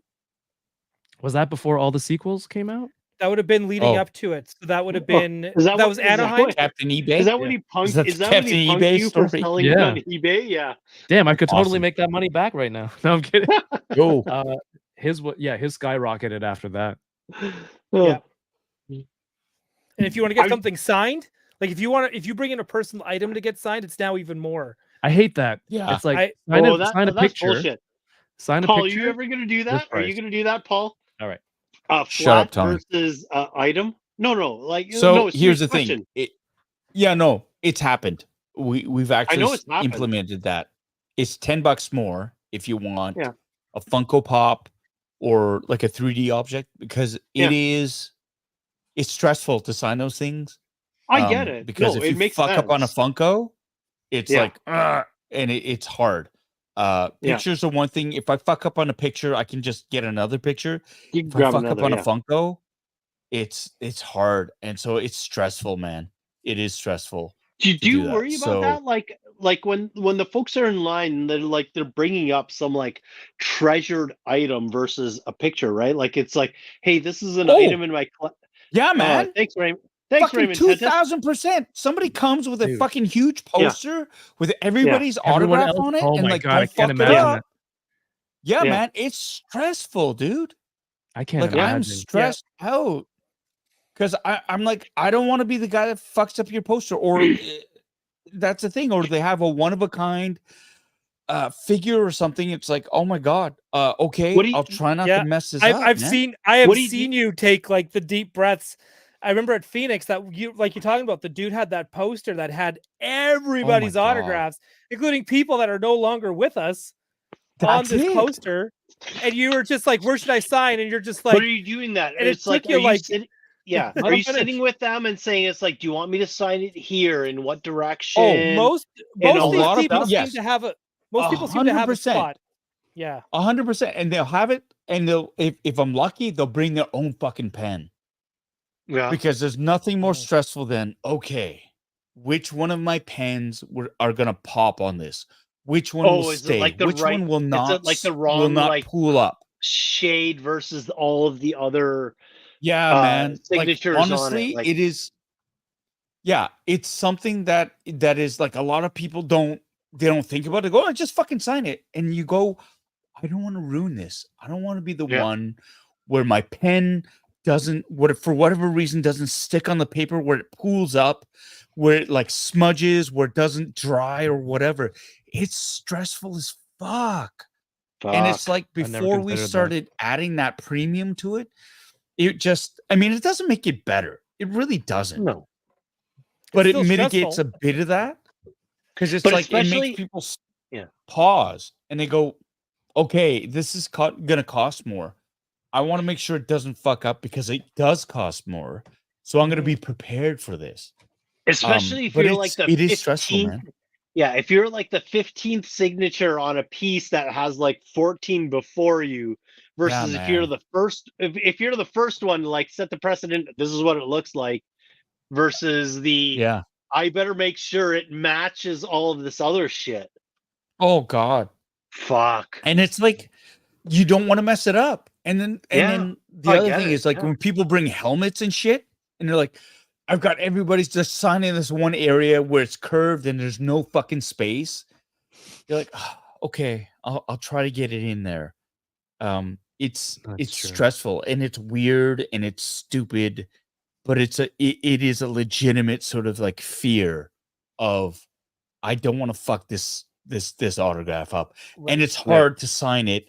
The best, like honestly, the best people to autograph anything are baseball players because they have to sign on a ball and it's curved and it's awkward and it's small. But like when you get a helmet and it's like all the easy spots are signed and you're on this one curve and you've got to have it you've got to hold your pen at an awkward angle and you don't know if the pen's gonna leave like a mark properly on it. It's stressful as fuck. It's so stressful. I have anxiety writing like greeting cards. I I can't have imagine. anxiety And just it's a greeting card like, that I bought. listening you tell the Like, I can- story. It's like, you just don't want to be the one that messes it up. Yeah. You do good, Paul. Well- I have to say, you've like watching you sign everything from pops to helmets. You've killed it, man. I have seen the people do requests of like, hey, can you write this massive paragraph Oh my on the god. side of this Funko Pop? And you just, which again, that has to be stressful. Yeah. Because you like, and I've seen you tell people nicely too. It's like, I can't fit that there.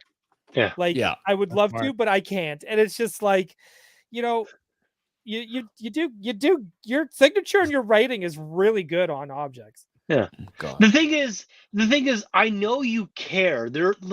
I'm sure there are certain celebrities who be like, well, the fuck, I'm gonna sign it here and whatever, and you deal with it. But I know you care, and Yeah. so that's, and I know if like you don't 100% get an auto right in a certain position, you're gonna think about it for like a week, and it's gonna eat Yeah. you up. And I'm like, fuck, like. That's the thing. I don't want to ruin somebody's thing. I mean, No, I especially get when it. you have, Yeah. you know, like something that, especially when like, you know, there are people who aren't around anymore. You know, Yeah. like you look at it and go, oh fuck, Jeremy Bullock, he's not around. Carl Weathers, he's not around. Yep. Do I want to be the one that ruins this? Have you gotten asked to sign anything IRO related that was already signed by Mako? Yep. No. You have. No. You sure? When? Didn't you not Yeah. at Phoenix? No. Something No? that Mako signed? No. Yeah. No? What? I'm trying to think of now. I just maybe I don't You're know. making Now this up, I Ryan. thought See? Like many things Ryan makes up. no. Yeah. Well, okay. Like I said, that con was a Oh my fever God. dream. Oh, that's so funny. So this was a full bottle. Halfway Yeah, through. we can tell. Not you didn't Yo, have to show us. You shut would have known. up, Ryan. Shut Yes. up. 3 Take hours that in. fucking shit, This is Ryan. Take that The shut up. first podcast in 3 weeks that I've done. Yeah. And Well, it's now good to have Ryan's you back. riding me.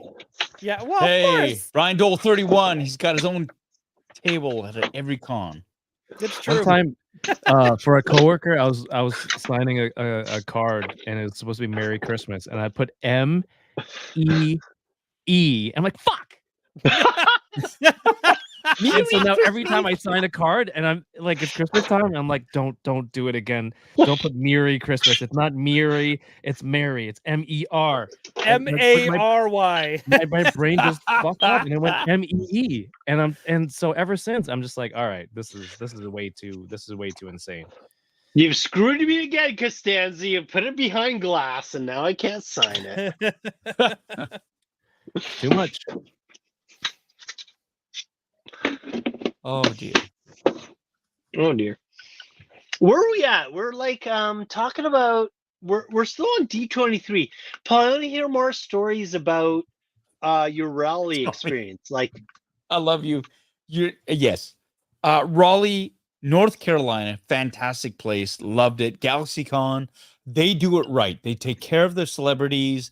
The volunteers are top notch. The people running it are spectacular. It's wonderful. The food was great. You know, they just know how to take care of the celebrities, not like certain other cons that are out there that are certainly super cheap and you know, try to, you know, they You're gonna tell you with Hasbro the to like 1,000 F cuts? off. You're gonna tell Yeah, Hasbro I'm not to going F to tell off any. another I'm not thing. going to name any names, but there are certain cons that are out there that take advantage of Okay. the fans and you treat their talking about me? celebrities and their support staff like Yep. shit. not going to talk Going about around that. cons got a reputation. There you go. Yeah, they're absolute trash. dig at me. But I have to say, yeah, it's total dig at you, dude. Oh my god. But I had a great time. GalaxyCon, Raleigh. Raleigh is very close to Richmond, Virginia. And we had a lot of people who were at Richmond who came to Raleigh. It's about 3 hours away from each other. Had a fantastic time. Met a lot of fans. I got to hang out. I met Sam Witwer, who Oh, yeah. is the nerd of nerds when it comes to Star Wars. And I Yeah. love the man. He's inspiring. I love the way he represents Star Wars, how passionate, how smart he is with it.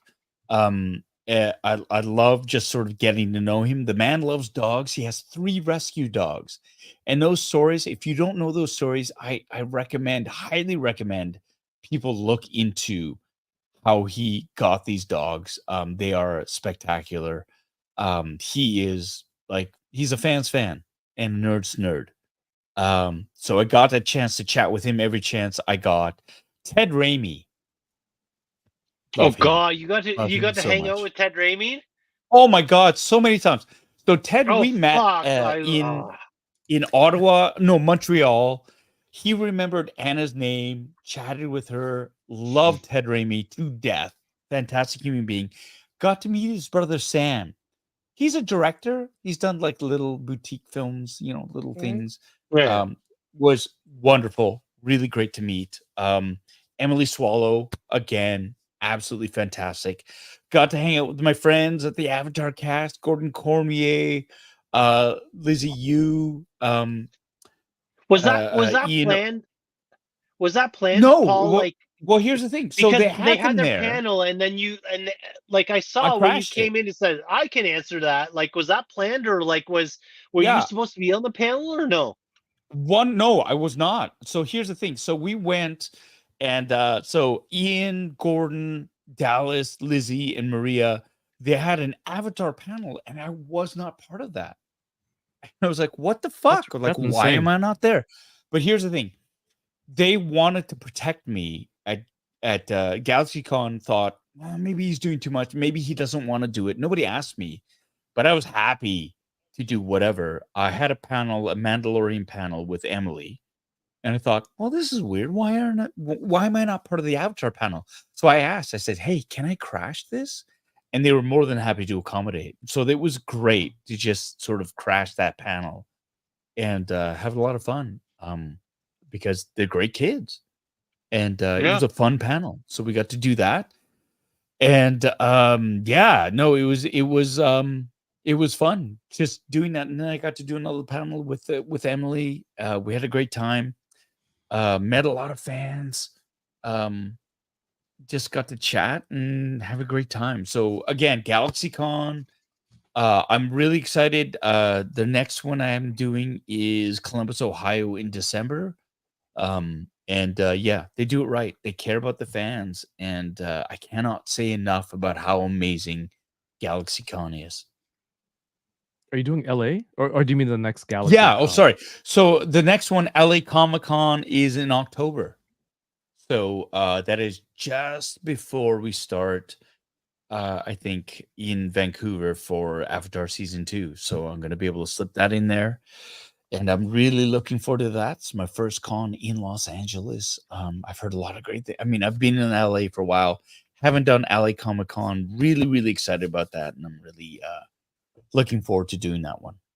I hope work doesn't get in the way because I have to go. Yeah. Doell, are you going? Yeah. I'm trying to go. Well, I wrap that month, so it's going to be. That's all going to depend on work. Oh, But man, if I go, sounds like fun. Ewan McGregor's going to have to hear all about Not this- my no. Oh my God. hereditary. It's going to be the best. I He's kind of gonna want love to it. go to this. Yeah. Yeah. Ross, I would love to be back in GalaxyCon Raleigh next year. North Carolina was fantastic. Way too humid for my liking, but the people more than made up for that. And I would love. I mean, Raleigh is the biggest for GalaxyCon. That's their biggest event. A lot of people went there. Had a great time, and I would love to go back if they asked me back. Yeah. Ewan McGregor and Hayden Christensen and Rosario Dawson for LA. Oh, can you Yeah. imagine what Hayden's gonna think about Carson Teva and Hera? Oh, and Amy Jo Johnson. Oh my god. Oh, Just like this podcast, there will be no fucks given. No fucks given. oh, they're gonna love All right, hearing all gentlemen. about that.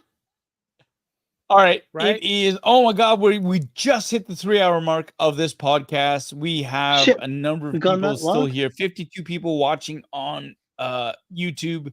We've got like 4 more people on either Facebook Live or Twitch. But I think it's time to wrap it up. I think it's that time. What do you All guys right. think? All right. All I right. mean, All right. Here we go. I'm good with whatever. All right, Christina so, Ricci's also gonna want to hear about Oh my Carson God. Teva. and Hera. All right. Tommy, what are you up to, bro? What's going on with you next? So, this upcoming Wednesday is Ernie's 100th episode, Yeah, baby. and we got a supersized trivia that I'm going to do. I'm not going to say what it's about, but we have a supersized dear. trivia on the Fallen Fat Chronicles. So check it out. Come on out next Wednesday. It's going to be a pretty controversial trivia that we Oh are no! doing. Is it all about for- Ernie and his Pechonis? I'm not saying what the trivia is going to be about. It's But there's woke. going to be there's going to be a there's going to be a lot of bitching and piss and vinegar about the Oh, trivia I've made damn. for Ernie's 100th episode next Wednesday. Fallen Fat Chronicles. Oh. I take no responsibility for Whoa! the craziness that will ensue with Ernie's trivia, but my questions and the answers to them is final. That's all I'm going to say Wow. right now. Next Wednesday, Fallen Fat Chronicles, I will be doing Wow. a supersized 100th episode trivia, and it's going to be something. That's all I'm going to say. Amazing. I can't All right, wait. so that's 100th episode. That's Wednesday night at 6 p.m. Pacific time, 9 o'clock Eastern time. I'm gonna try to be on that live stream. I've been invited. If I finish Come on, come shooting on. Murdoch Mysteries in enough time, I will be there. My curiosity is piqued about this trivia. Tommy, of course, is the trivia master. It's going to be stupid, and I don't care. I don't care if you Oh don't my like God! No fucks answers. given. And no, it is 100% no fucks given trivia. It's woke I trivia. agreed to this theme for the trivia against my better Oh, wishes, God. and I said, "All right, I'm gonna do it," and people are gonna be mad, and I don't care. Oh my Let's just- God! let's just What do is it. going on? You'll All right. see. All right, You'll see. Kevin, what are you up to, bro? Oh, if you're into what all the toy stuff that happened in SDCC, go check out my YouTube touring around. This tomorrow night, which This tomorrow night. factually correct. We're doing the Patreon watch along. I think we're gonna watch the new Batman animated that's on Prime. So good. The new show. So I haven't seen it yet, so I want to check that out. So if you want to support the content, go check out Patreon. We're going to do that tomorrow night. Also, there's a giveaway for this SDCC exclusive Jada Toys Flamin' Hot Chester Cheetah figure with a whole bunch of exclusive stuff that's happening there. So go check out my Instagram with all the information. That'll be all out there. Thank you. Excellente. Sweet. I'm stuck under And my Ryan tree. Doell. Oh, All there right. you go. Business night. man, show business. Yeah, the busiest man in showbiz. Tuesday nights, I will be on Toy Anxiety on the Toy Anxiety channel at 6:30 p.m. Pacific. So it's 9:30 for you Eastern folks. And then on Wednesday, I decided that I'm going to start Gotham City Tonight earlier just to directly compete with Ernie's 100th episode. Are you Nice. starting early for me? Yeah, just for Kevin. Kevin's also now going to be a guest on that episode, and so is Paul. No, I'm just kidding. I I'll do that. No. I start at 7 p.m. for Gotham City Tonight on Wednesdays with myself and Alex Brewer. He's one of those amazing sculptors at Mondo, Mr. Fantastic. I got to meet him. Great dude, eh? Yeah. He's so cool. I have surprised I was taller than him, but Yeah. or close to height. Or close He, to he height. presents Yo. taller on He screen. does. You would I think think he's it's- 6'3". Yeah. Yeah. Wow. Like but no, he's awesome. So Yeah. and I think we're gonna talk more. We're gonna break down some more of these Marvel announcements that came out. Last week we did just talked with Kyle from Enablers. Oh, and Super 7, but mostly Enablers. And we kind of just chit-chatted about Batman Caped Crusader. We just kind of shared our thoughts and all that other kind of stuff. And that's really it, I think, this week for me. Oh, Otherwise, slow I week just for Ryan. otherwise I kind of just pop up when people say, "Hey, can you come on?" Yeah. And then I go, "Sure." What the hell? Ryan is the sloppy seconds of everybody's streams. It's you know what? I'm okay with that. Hey, own it, Ryan. Own it, Ryan. You don't have to train me or nothing. I'm like ready to Yeah. go. Yeah, he's good. B squad, Amazing. baby. Amazing. The best ability is availability. Here we go. Yes, yes, There you go. Kevin. We're gonna have a cheers before we get out of here. Yeah. Yeah. let's Yeah. do All it. right. So, yes. Yourself, Paul? We'll totally discount what I'm going to say. Thank you so much, Kevin. Thank you everyone for being here tonight. No, You could no. have been We have anywhere. yours first. It doesn't matter. No fucks given. Everyone, you could have been anywhere else tonight, but you stayed home and you joined this podcast. Thank you so much. I love you all. Thanks for tuning in. Thanks for putting up with us idiots as we're up here just talking about shit that we love. And we love you. And if you've got a drink, please raise it up. Here's to all of you. Have a great weekend. Keep loving what you love. Keep spreading the positive vibes. And remember, you're only as old as you think you are. So keep loving the things you do. Cheers.